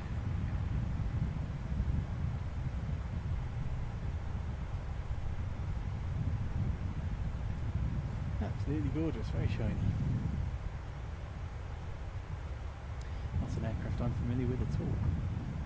Nice rarity. Plenty of those on show this weekend. This is all a bit good, very, very. This is our happy place, I think. I speak for Adam and I, and Adrian for that matter, and I'll chance my arm and say Andy and Jim aren't having a terrible day either. I'm in the OB trailer below us, mixing this, and Jim producing lots of clips for other people to enjoy on social media. Staring out to the east.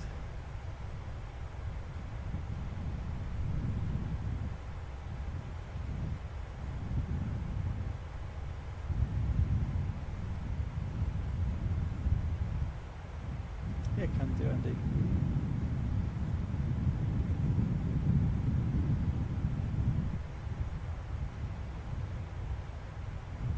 It's cleared really nicely here. Got some very high patchy cloud, but I think even most formation teams would get pretty well a full display in these kinds of conditions, and we're expecting similar all weekend. Really, it's very, very rare where you get a forecast where you're thinking no problem, you know.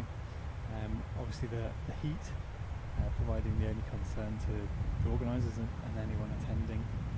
So make sure everyone keeps themselves safe and healthy. See Gregory Martin there, a member on YouTube, saying Spanish C560 citation on final. That might be the dot I can see out there, Gregory. Thank you for that. Zoom in the camera, but he's a long way out at the moment and unlikely to does look like a citation, so there we go. Thank you, Gregory. Cessna citation I'll coming leave it in. for the time being, because otherwise Andy will cut to me, and then I'll have to try and focus through the heat haze, and that will get fairly miserable for me. I will bring it to you as soon as it's worth bringing it to you. And what else do I see in the chat? Is there a Concorde at Duxford? There is. Very nice one that does occasional nose droop demonstrations. More interesting than it sounds, narrated by usually by a pilot or someone who's familiar with the aircraft. Yeah, Duxford, a place we're very familiar with, and it's one of the locations where we'll be bringing you a future live broadcast on the on-demand service, on the streaming service at watch.planestv.com. We'll be at Duxford in September for the Battle of Britain Air Show. Okay, no more excuses now, I'll pick up this citation.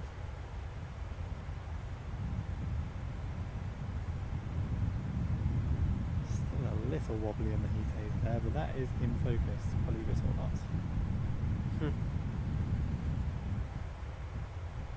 Maybe it doesn't come out the haze and prove me wrong. It is hot there. Wow.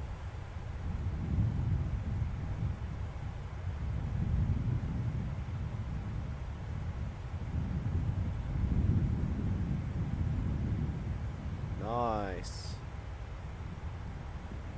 Oh, look at the scoops.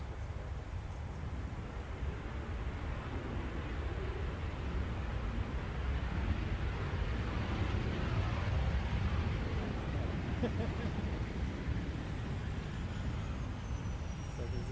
that looks like VW kit on the side. What is it, guys? Yeah, it is Spanish. I was happy to accept that it was a citation for a long while. I don't know what that is on the side though. So who got me in trouble? Misidentifying an aeroplane. I won't hold it against you. Is that a Black Hawk? No, that's Wildcat. Is it? Another two inbound helicopters, our friends from the Czech Air Force. It looks like a Wildcat.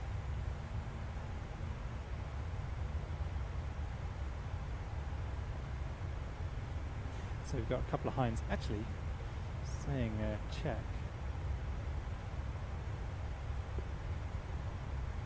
I'm in danger of getting myself into trouble here, misidentifying every aircraft I see. A couple of Hinds on long approach at the moment.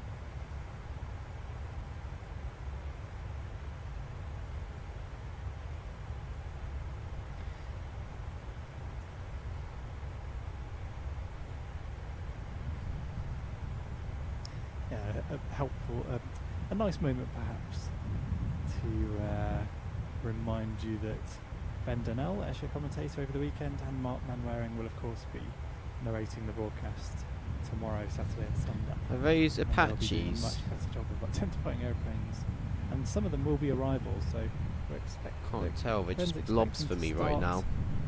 Commentating for some of the arrivals they're early in the morning, Apaches. which would be really nice to hear. As amusing and fun as it's been for Adam and myself to do some of the sort of continuity of the day. Ben extremely knowledgeable about all the participants at ASR2, so do tune in tomorrow for the professionals, providing commentary for the arrivals in the morning, and then the show proper starting from, well, the broadcast will start probably a similar time actually. Airfield opens at 9, so we'll be covering those arrivals. And then Ben joining us around about 10 o'clock for some of the more interesting arrivals. Not to besmirch the folks shouting down here. So what's going on? Yeah, the earlier arrivals, of course, interesting as well. So join us from around about 9 o'clock. I'm anticipating being live. Nice. JD well, everyone. Look at these brutes. Lovely stuff.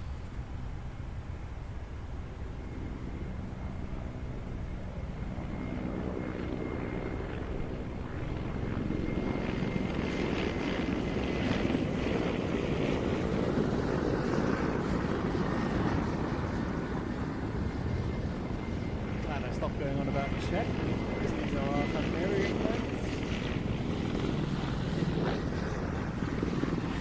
Hungarian.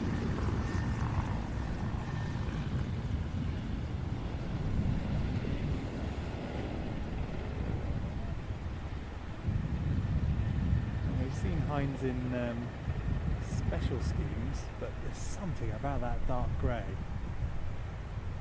Really impressive. I'm getting a helpful phone call.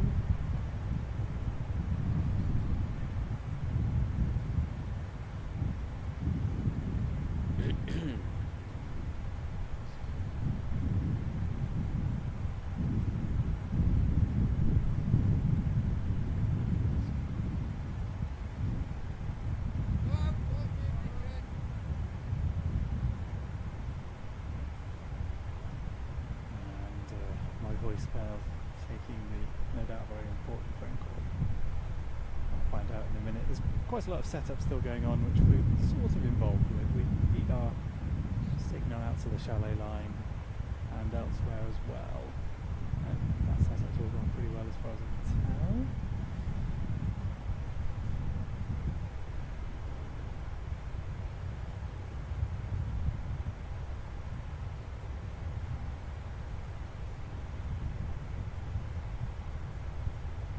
Guys in free up a fantastic spot to enjoy the show from. Lovely stuff though.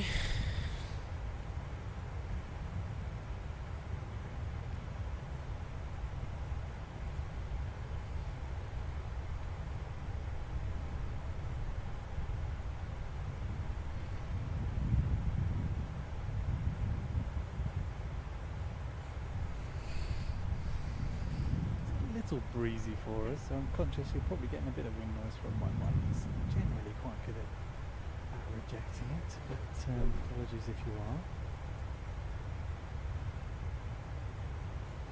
Pocket buzzing again, so that was either a long voicemail or someone's written me a message. Yeah, always juggling a lot come showtime at ASSE. Currently a man down at Adrian on an errand. Is that German Navy? Looks like it. Don't see many links these days. Doesn't make sense to be. Are they in service for much longer, Adam? You'll tell me. NH90 replacing him soon. Link soon. They are quite old though, they look. We were, I forget what period of the day it was. I think it was, the Austrian typhoons were arriving and Hercules landed. It was a RAF Hercules, and we think probably the last RAF Hercules to land an air tattoo. We'll have seen that. We wouldn't have commentated it at the time, but a nice thing to reflect on. I don't know. It is sad, isn't it, to think that the C-130 is soon to be retired. Oh yeah, I forgot about that. Yeah, getting rid of the C-130, aren't they? So, I'm going to hop back on the chat. Someone can tell me what the Spanish aeroplane is. It's quite a big airfield though, at Fairford.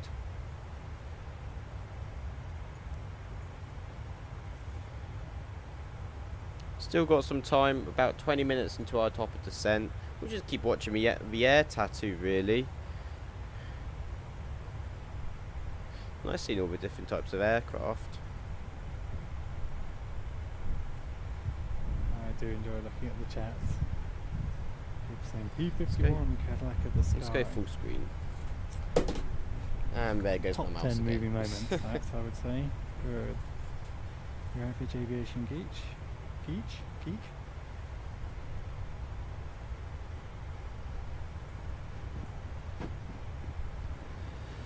And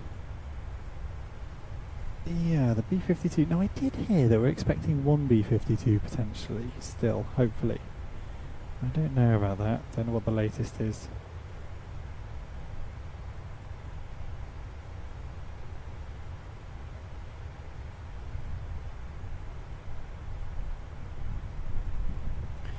Yeah, it sounds like the Lynx has been up doing photos with the Skyvan. Skyvan providing a excellent vantage point for lots of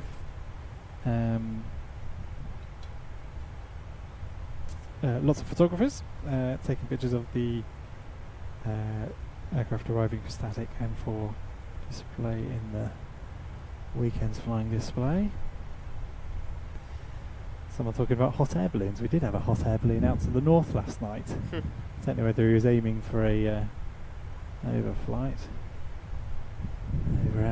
over the showground. So, and someone else saying the Swiss PC-7s are out over the south of the UK. Another excellent formation display team we're looking forward to seeing this weekend. Quite a few. So what have we got? We've got Reds, got the Irish Air Corps, Silver Swallows, Frecce, Black Eagles, PC-7 team. That's Swiss team, that is. Silver Swallows, what did I say?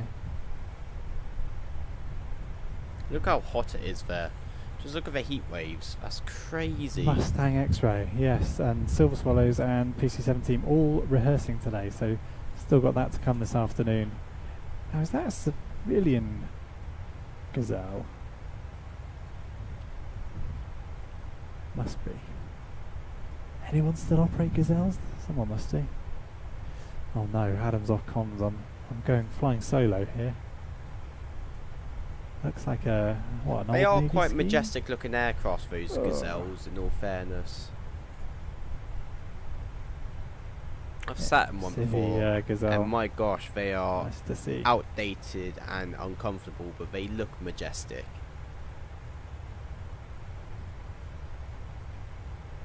He's off back to the east, so we didn't get a very good view of him, did we? Through the heat haze.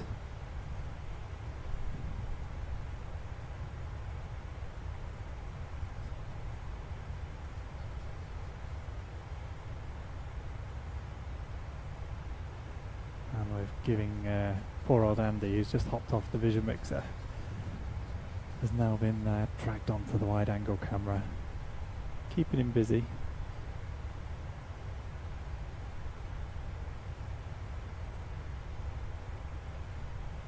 You get a bit target focused when there's an aircraft just moving around slowly on the ground. Target fixated, what would you call it in a dogfight? And then you leave yourself open to an aircraft sneaking in over the top. Jim downstairs has access to, was listening into the radio communications. Someone was asking earlier, could we broadcast those out on the stream? And strictly speaking, no. So that would be in breach of some rules and regs over Yeah, where because it's things like that illegal are transmitted to and then rebroadcast. it's illegal to listen yes, to something- a transmitting rule and reg that radio I'm happy to frequencies abide of by. air Those are traffic in the effectively private UK. communication.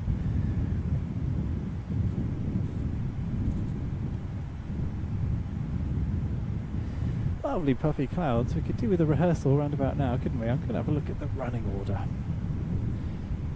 Whilst we are...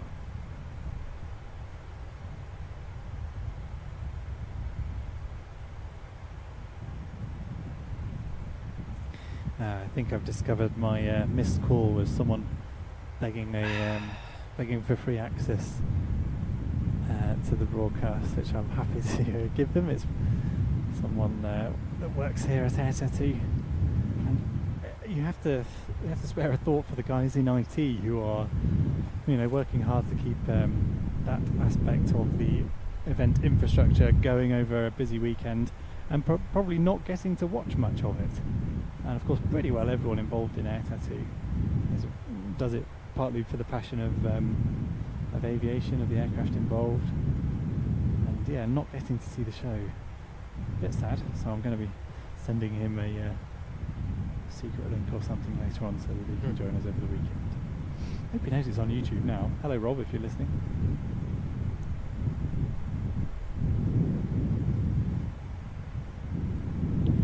So there's a tiny dot out there. See a landing light out to the east.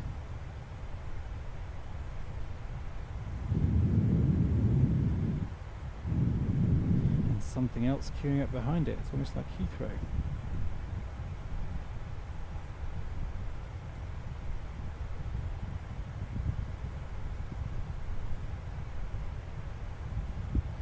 Tell you what though, I wonder how busy they really get with the air traffic control during RIAT.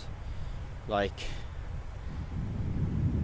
it must be weird being an air traffic controller at Fairford where you only have like three your aircraft now stacked up. odd fast jets or helicopters and stuff, and then all of a sudden you have 50 to 100 busy spell planes heading our way. in your airspace with all Busy different 21. call signs which you've never heard of before. It must be a bit of a challenge for them.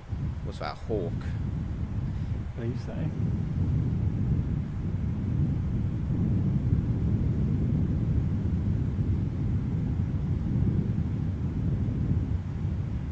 No, that's not a Hawk. And that is in focus. Just that heat haze taking the edge off the image. What is that? I can't tell. Is that a Coming Texan? out of it now. So this must be Mustang X-Ray arriving.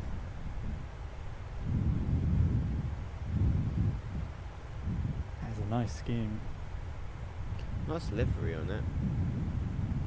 French. Reminiscent of... I'll save this for when Adam's on talkback actually, so he can correct me in a minute.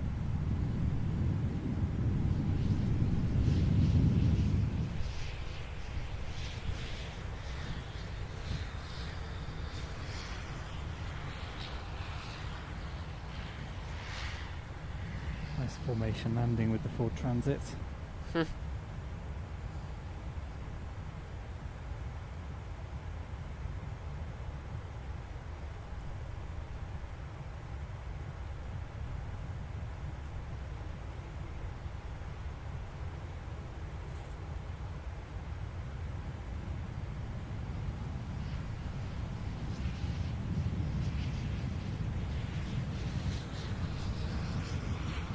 Army de l'Air.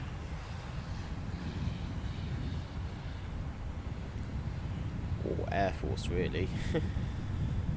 And the third aircraft then, what's this going to be? It looks a little faster moving. Oh no, same aircraft. Yeah.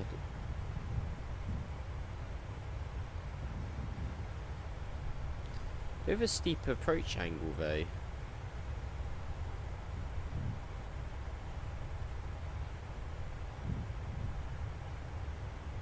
Lovely stuff.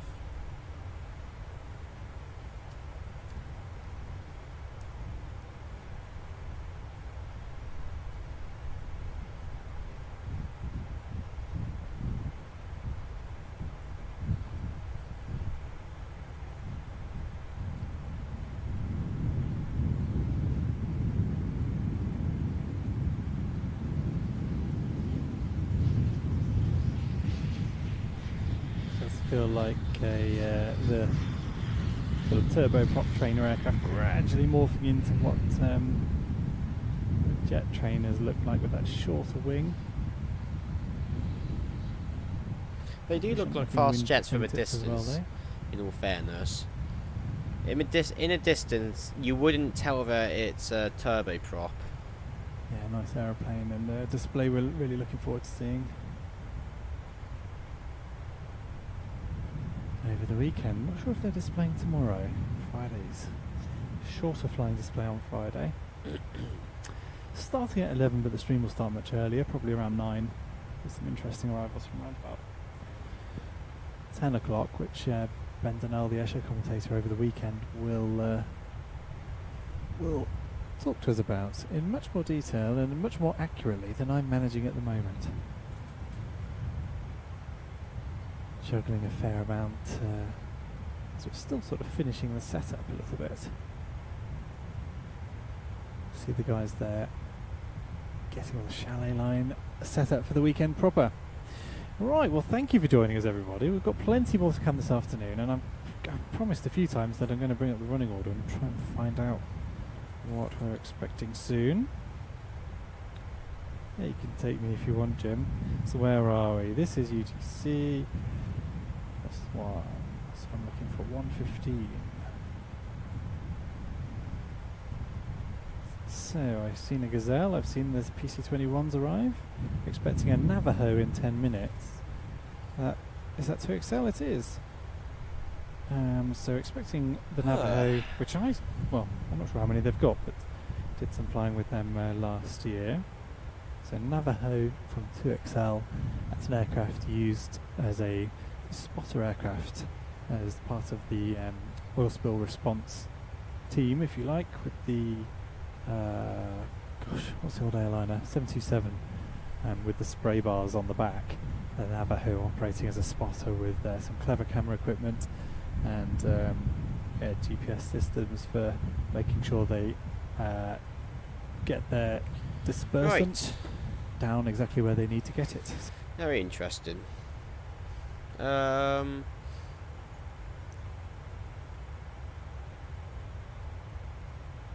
What else can we watch?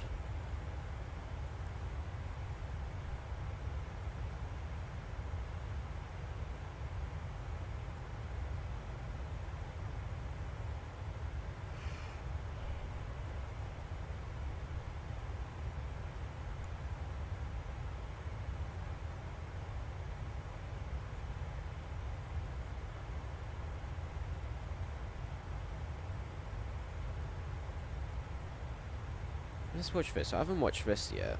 Welcome to the biggest airport in the United Good old States, Jet Brats. Denver International.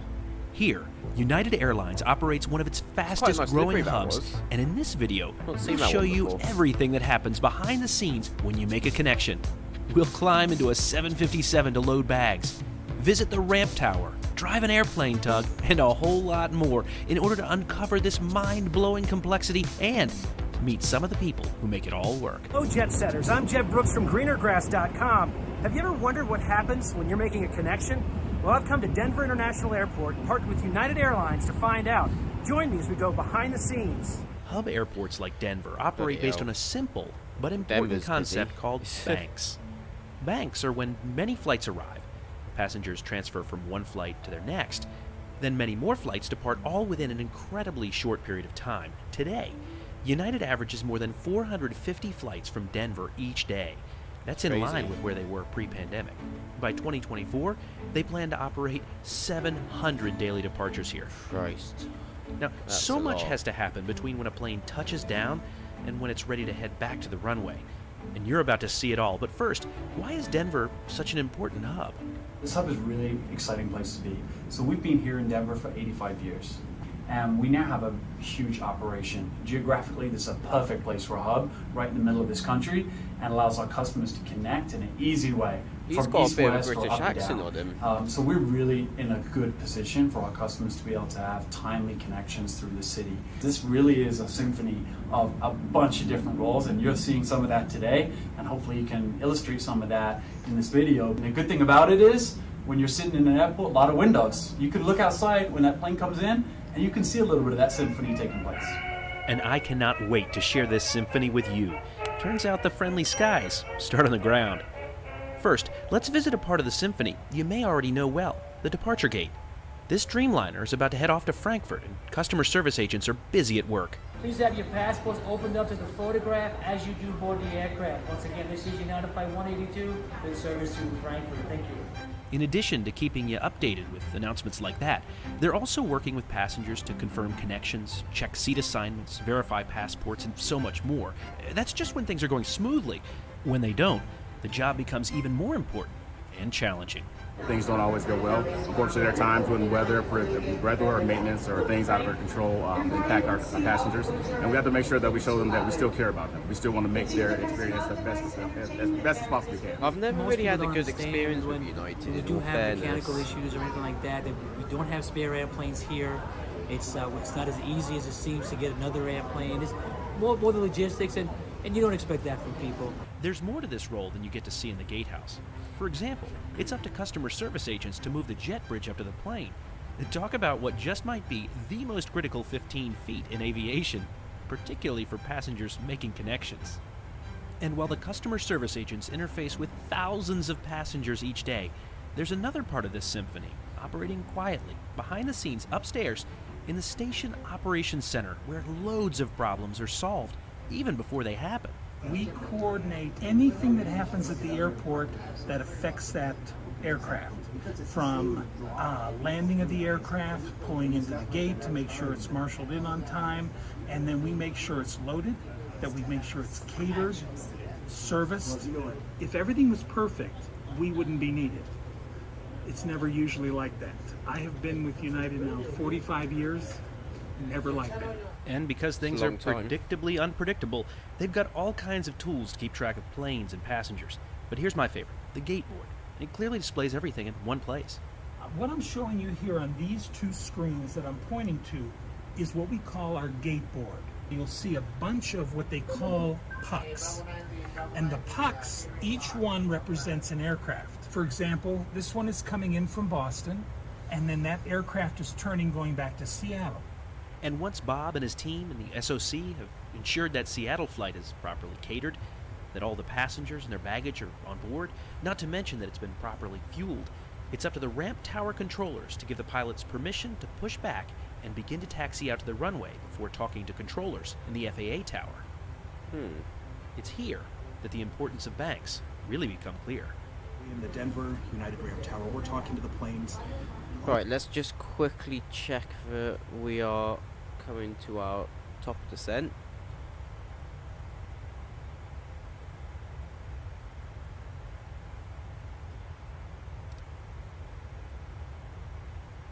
So we are going to want to go down to flight level 4,000.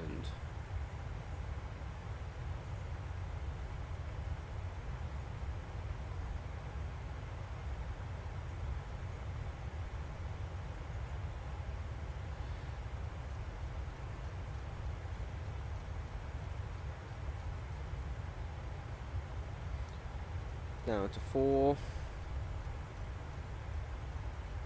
Ladies and gentlemen, this is your captain speaking. We are now approaching our top of descent, so if you do need to use the washrooms, we do recommend you do it now before we do switch over to fasten seatbelt sign. As we're traversing down through the altitude, we may hit some unexpected turbulence, so please remember to keep your seatbelt on at all times.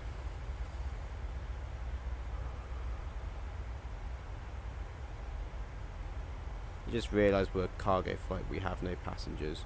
Oh well.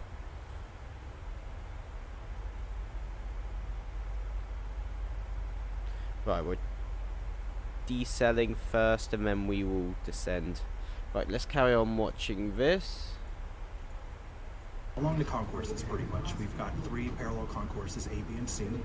We're talking to them on the north side of B, the south side of B, and then coordinating with the city controllers. Between the banks, you look out and it's like there's just a tumbleweed blowing across. It seems like there's nothing going on and it's super quiet. But then in about 30 minutes, it goes from empty to completely packed. You can look out there and wonder how any plane is going to move, but it's just so impressive to watch the controllers work the banks because they find a way. They move the planes in and out.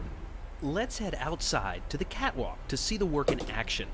Now, currently, United has 70 gates here, but the airline is investing $825 million to add even more of them. By 2023, they'll have up to 90. But let's take a look at just one gate to see how the banks work. This United 737 is United 763. Chicago, It's making its way over to Denver to O'Hare Chicago. Airport. The pilots have just pressed a message on their ACARS system, sending a message up here to the ramp tower saying, hey, we're ready to push. So the jet bridge gets pulled back. The push tractor's now ready to push them back. Take a look at that United 737 pushing back to start its journey to O'Hare. Meanwhile, we're just looking at this one, but look, it's happening all up and down the concourse and the other side as well. This Airbus right there is actually going into the gate that 737 just left. So these things during this bank stay occupied or stay empty for like no time at all. The efficiency is so baked in to running an operation as complex as this. I love this stuff. All of this coordination, all these airplanes pushing and taxiing into their gates, it's all handled by one ramp controller. One person is in charge of making sure all of this happens. Talk about an incredibly fulfilling and complex job. Okay, so here comes the A320 that's going to be parking in the gate that the 737 to O'Hare just departed. Blooper reel, that's a 319. I thought it was a 320. Very different airplane. I know the difference. I'm just too excited. And there it is, ready for the passengers to deplane and make their next connection. The process continues, so that's sort of the way the bank works. Look, more 737s pushing right now. What do you say we head down there and get even closer to the action? Isn't it? Out here on the ramp, workers are busy. We don't go anywhere without these professionals making it happen. Ramp workers are in charge of marshalling airplanes into gates, chocking the airplanes securely, offloading bags, and then loading more. And that Airbus we saw come in earlier from Fort Lauderdale, it's turning around already, so the jet bridge is pulling back. It never stops. A ride in the tractor while he's pushing. That was a quick turnaround. Yes. It's unbelievable. It's every day for you. This is crazy. It's been just over an hour since we saw this A319 park. Airplanes only make money when they're flying, so airlines want to maximize the time they're in the air. But they also need to allow sufficient time for connecting passengers to reach their next flight. Here at Denver, about 60% of United's passengers arrive and continue on to another flight. The airline plans for each narrow-body airplane to remain on the ground for only around 60 minutes, and thanks to the hard work of so many in this symphony, this flight arrived and departed right on time. Dude, thank you so much. Thanks, everybody. That was awesome. I'm Jim, by the way. I'm Frank. Frank, thank you. That was incredible.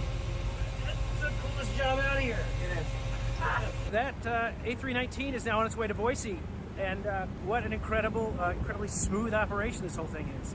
It's thanks really to all the professionals like Frank who make it happen. If you're ever sitting up there in the gatehouse and you look out on the ramp, you'll notice there's paint everywhere on the ramp, and everything has a meaning down here. I want to show you a little bit of what that means.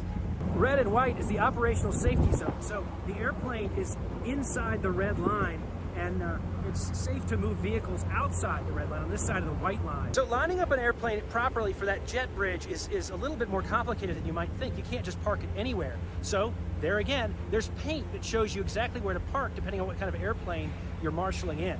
Also marked parking areas for all of their various vehicles. And there are tons of vehicles out here. There are fuel trucks, there are baggage cars, there are tractors, there are these tow vehicles. There are so many on-the-ground vehicles out here that you got to know where to put them, and that's what these parking spots are for.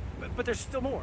Here's another jet bridge, and when they're parked, they need to be inside this yellow circle, and the red markings here are area for the jet bridge to move around, so you can't take any vehicles in there. This 757's special livery was designed by Corinne Antonelli after she won a contest for female artists to turn an airplane into a canvas. Oh, interesting. I was excited when I saw baggage being loaded on board. After all, perhaps the most visible role for ramp workers is loading bags.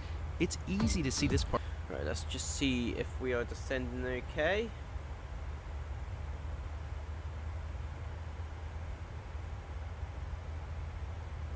Seems like we are. Let's add a bit of spoilers into it. Decrease that distance.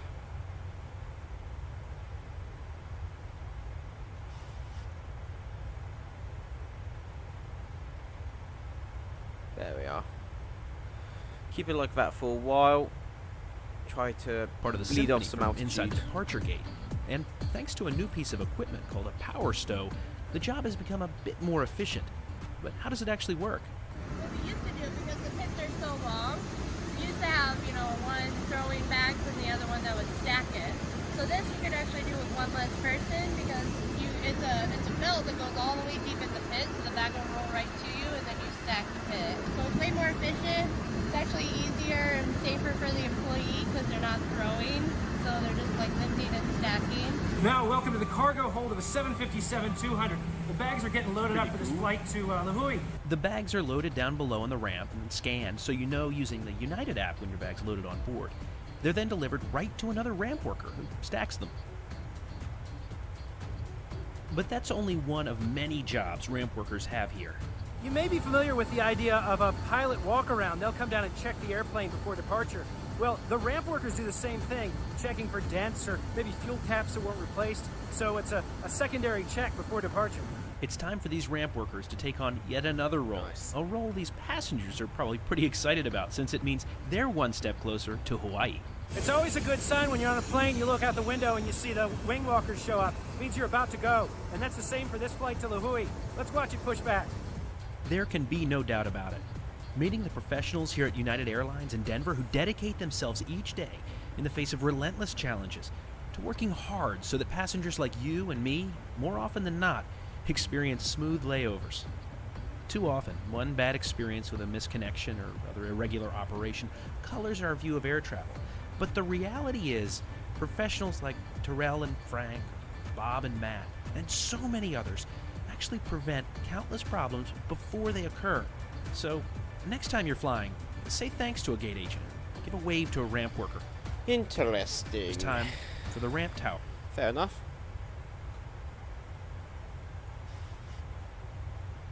Let's go back inside of the aircraft. So we're 21,000 feet.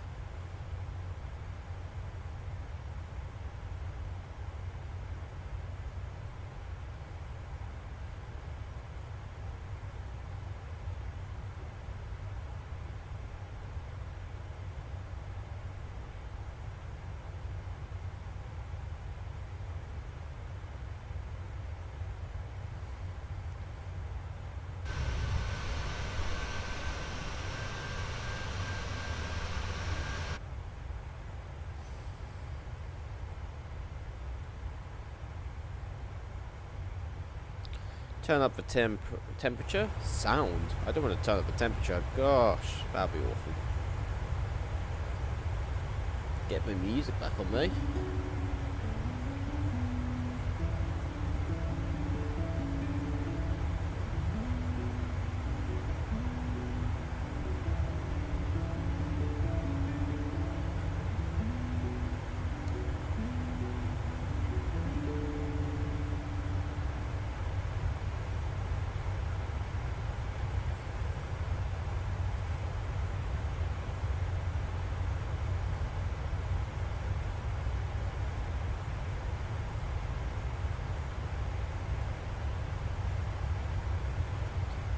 Right. Not long until we're on the ground, I think.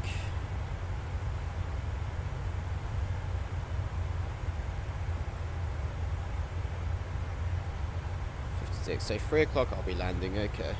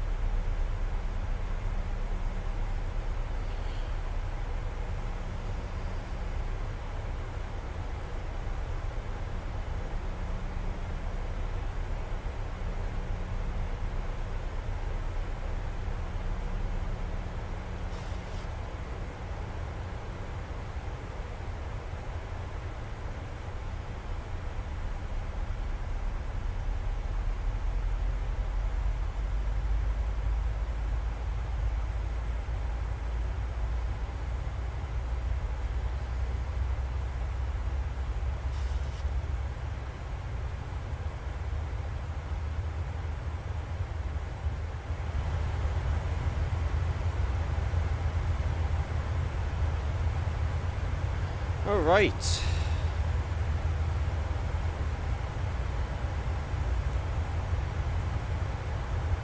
I believe the QNH is 1015. Yep, that's confirmed.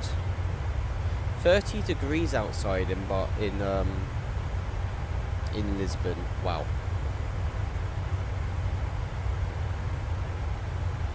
Thankfully it's a bit cooler today though.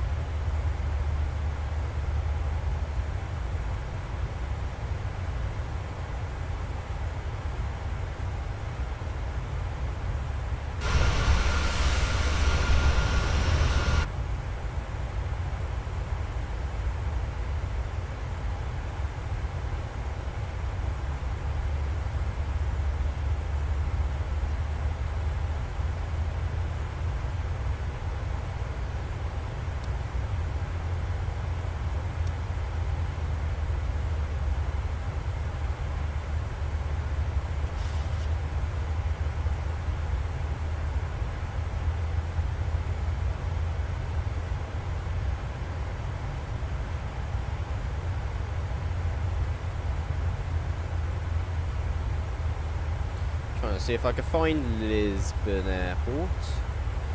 So it should be in this direction. It's on this side. I believe it's just over there.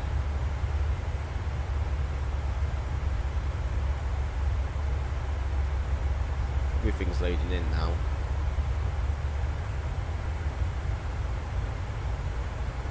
I believe it's right there.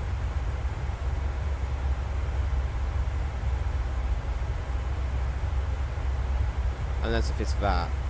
Might be that. No, it can't be that.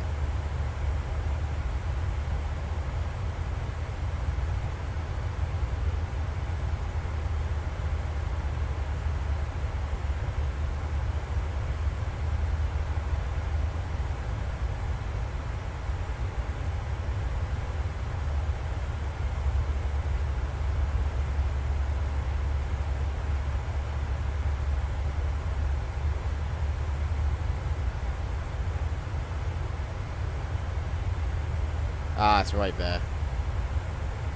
What's that then?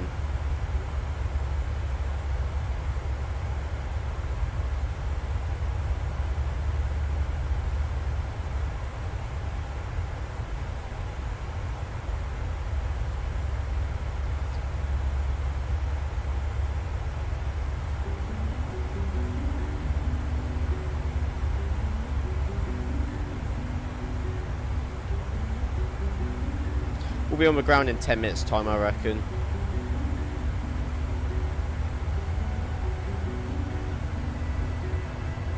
In 15 minutes time we'll be on the ground.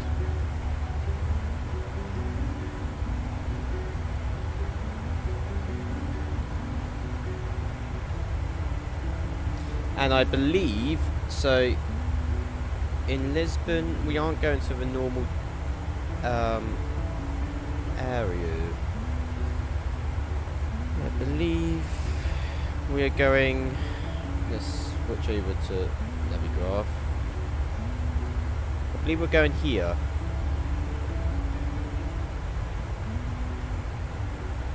Yeah, I believe it's over here where we're going to park. So 02. So in reality, we're going to be taking off November 4 and taxiing all the way down Uniform 2 to Lima 1 and then choosing one of these gates.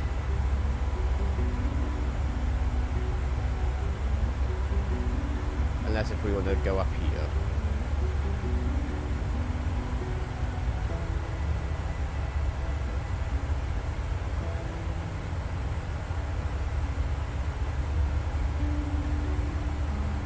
No, we'll go over here. We'll go to where Lima 1 is.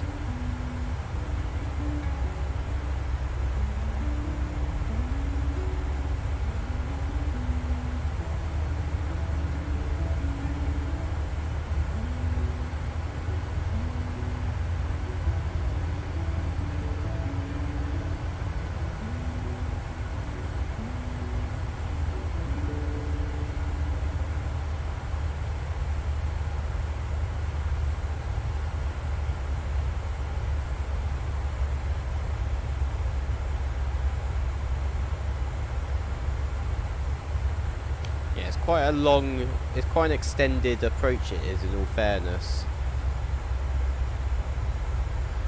It's fine, not too much of an issue. Gives us a bit more time to descend, really.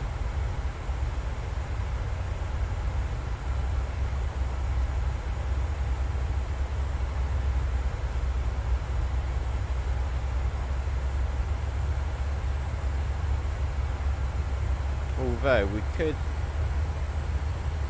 direct sooner. You don't have to do the full length approach.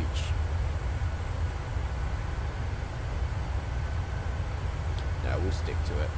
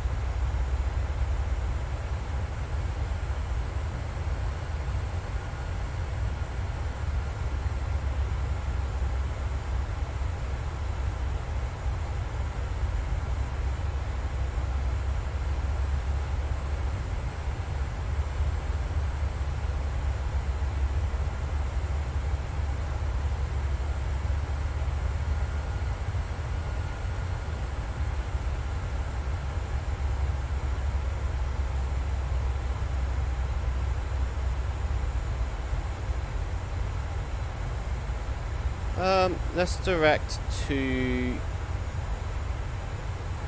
P21. Let's direct to P22.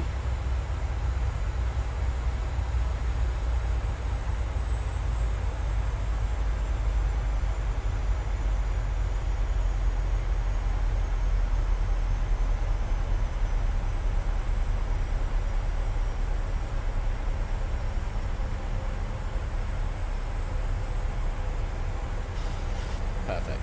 Okay, VNAV sorting that out, so we will be descending in time.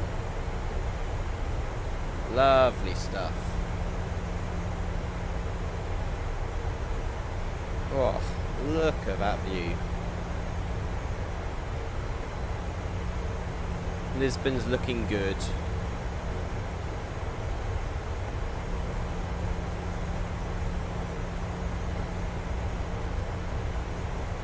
And landing lights can come on. Switch race continuous.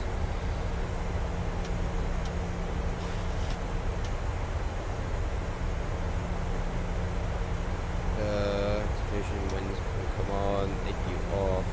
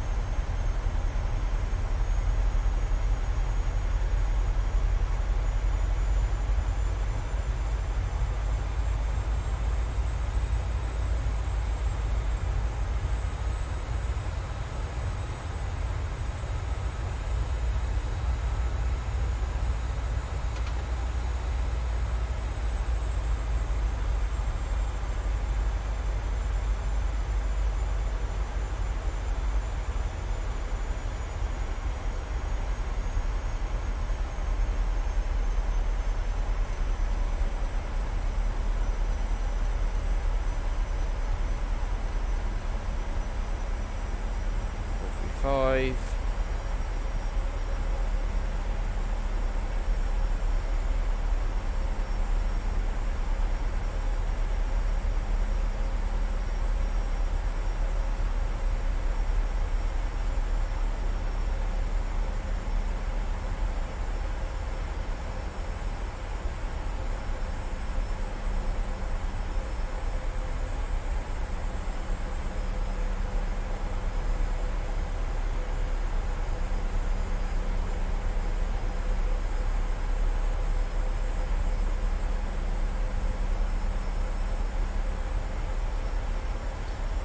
Quite a long approach this is. It's very extended. It's extended quite a bit.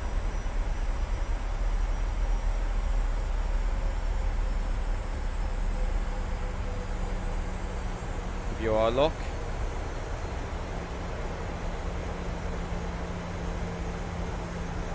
And we've got the localizer. Enough speed, decel.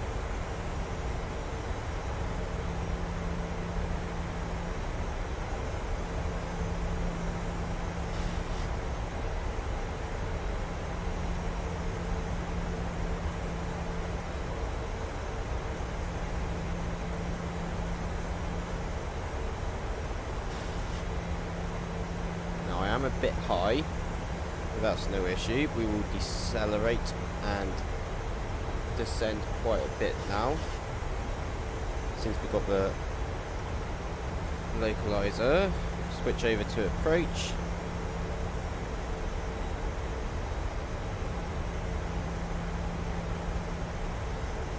Gain the center line.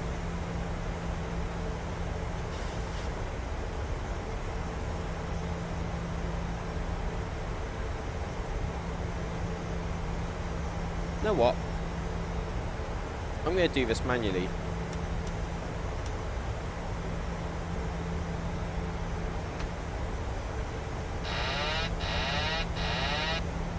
I'm going to fly this approach manually.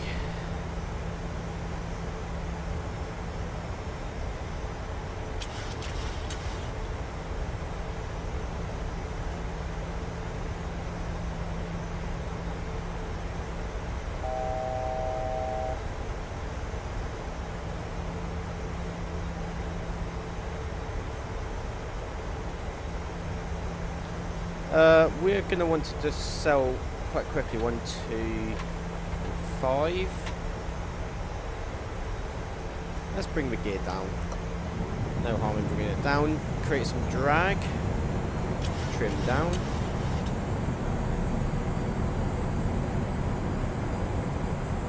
Lights.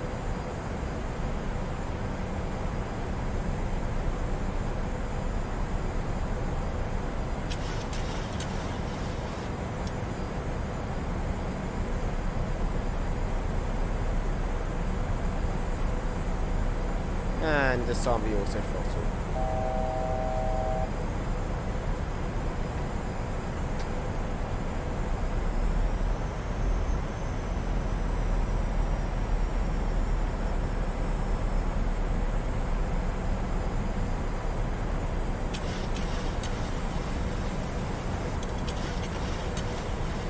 We are a bit high, but that's fine. We can decel last minute.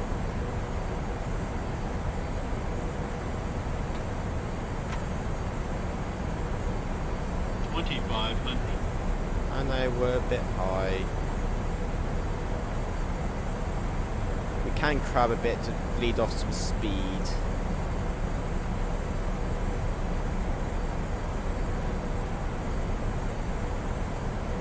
We are very high actually, and fast.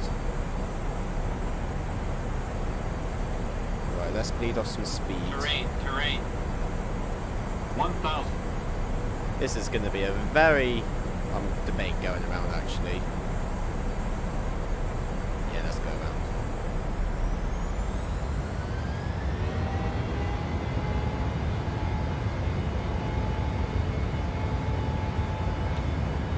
Why are my flaps not going up?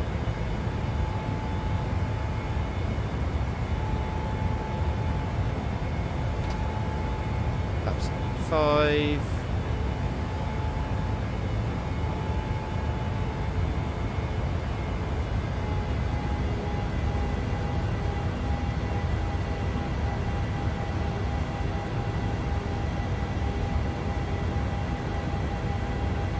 4,000.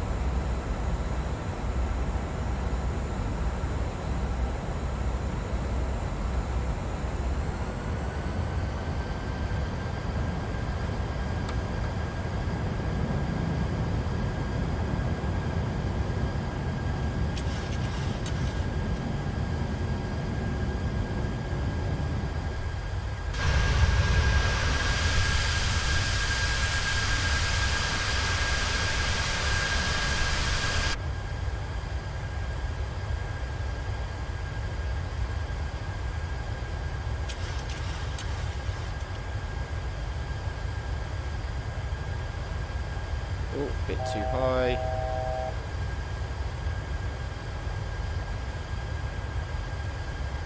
Don't want to go too steep on the bank angle.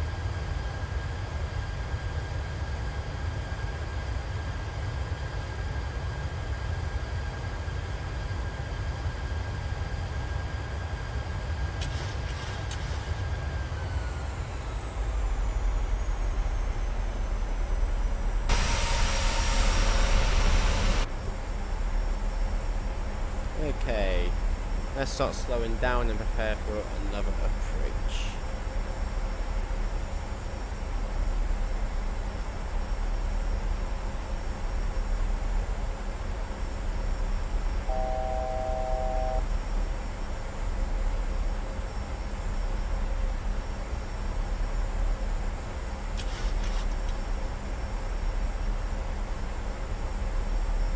Okay, there's our path.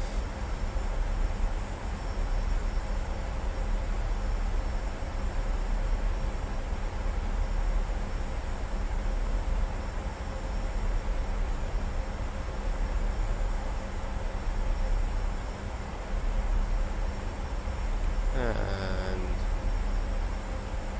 flaps 10.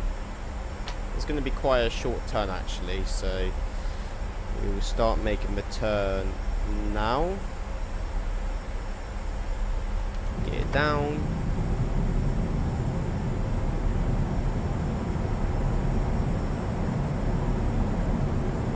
Flaps 15.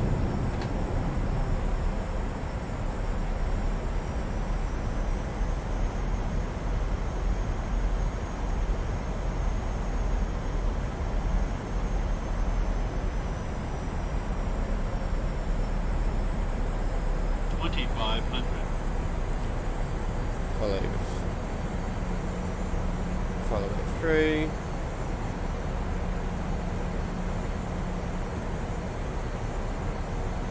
Perhaps 25.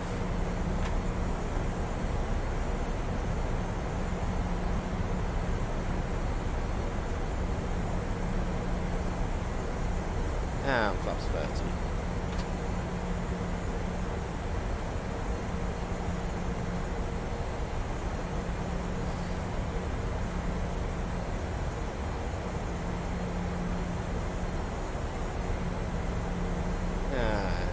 Position ourselves. Perhaps 30.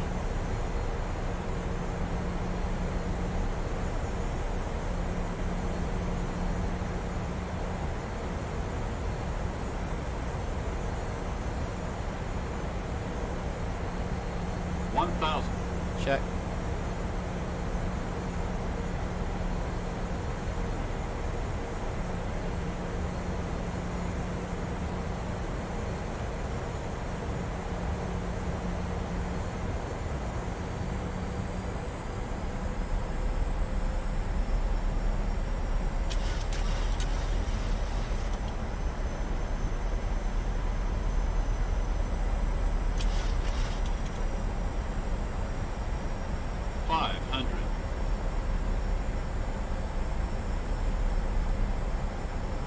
tailwind now, but that's fine. It's still within our limits. 400.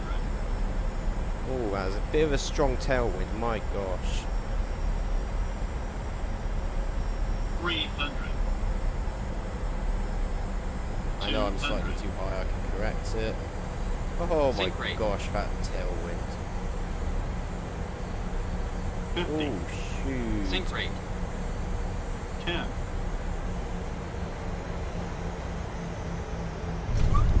Corrected it.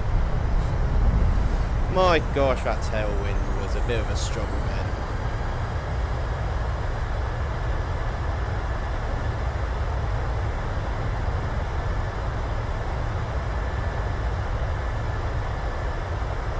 Knots. That's stowed. Manual braking.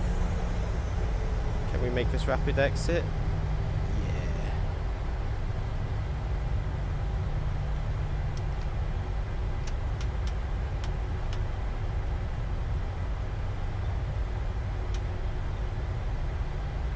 Yeah. Alright then.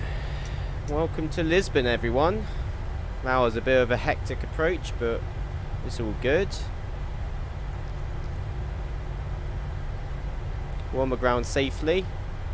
Although it was a bit of a challenge getting down, but that's what you get sometimes when you're on the coast. You get loads of gusts. Last minute when you get close to the ground, it just starts throwing you everywhere.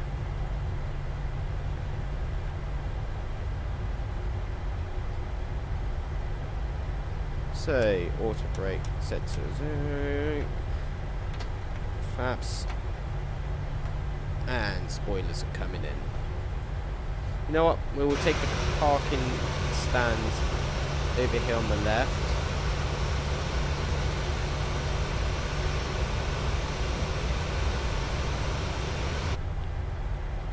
Hey, OGY, how you doing, man? Yeah, that was a bit of a struggle then. That was definitely a bit of a struggle with a landing, but we got through it.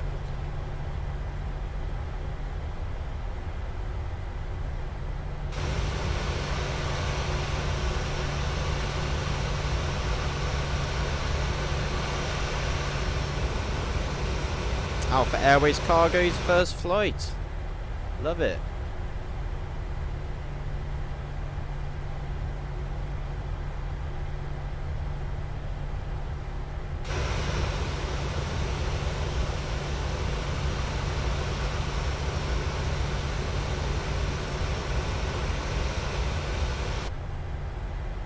And we're going to take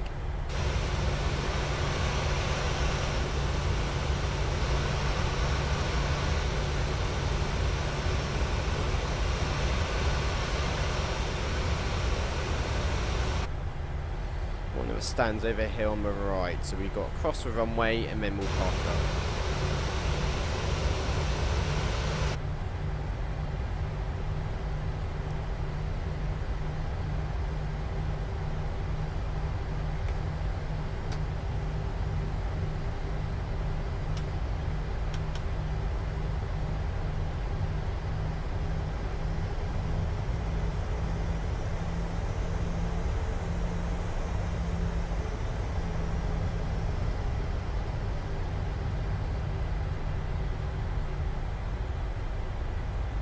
Actually, this isn't a runway anymore anyway, so it's been decommissioned, so don't need those.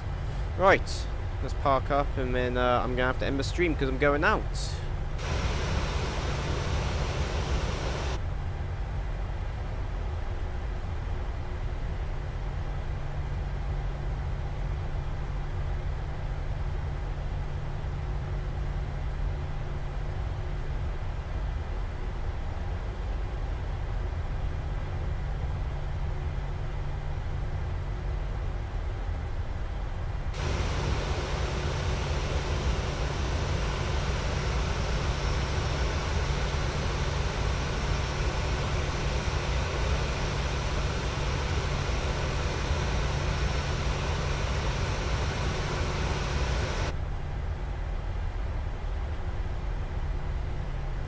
And taxi light can come off. And we will be taking this way.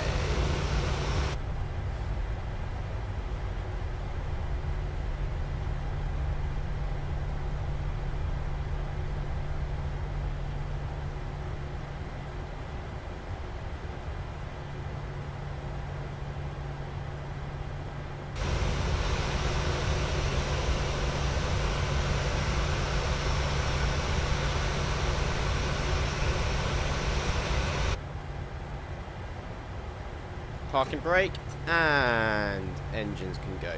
Alright guys, that's it for the stream today. I am sorry that I'm having to cut it short, and I can't do all the full procedures, but I do have to go to some place.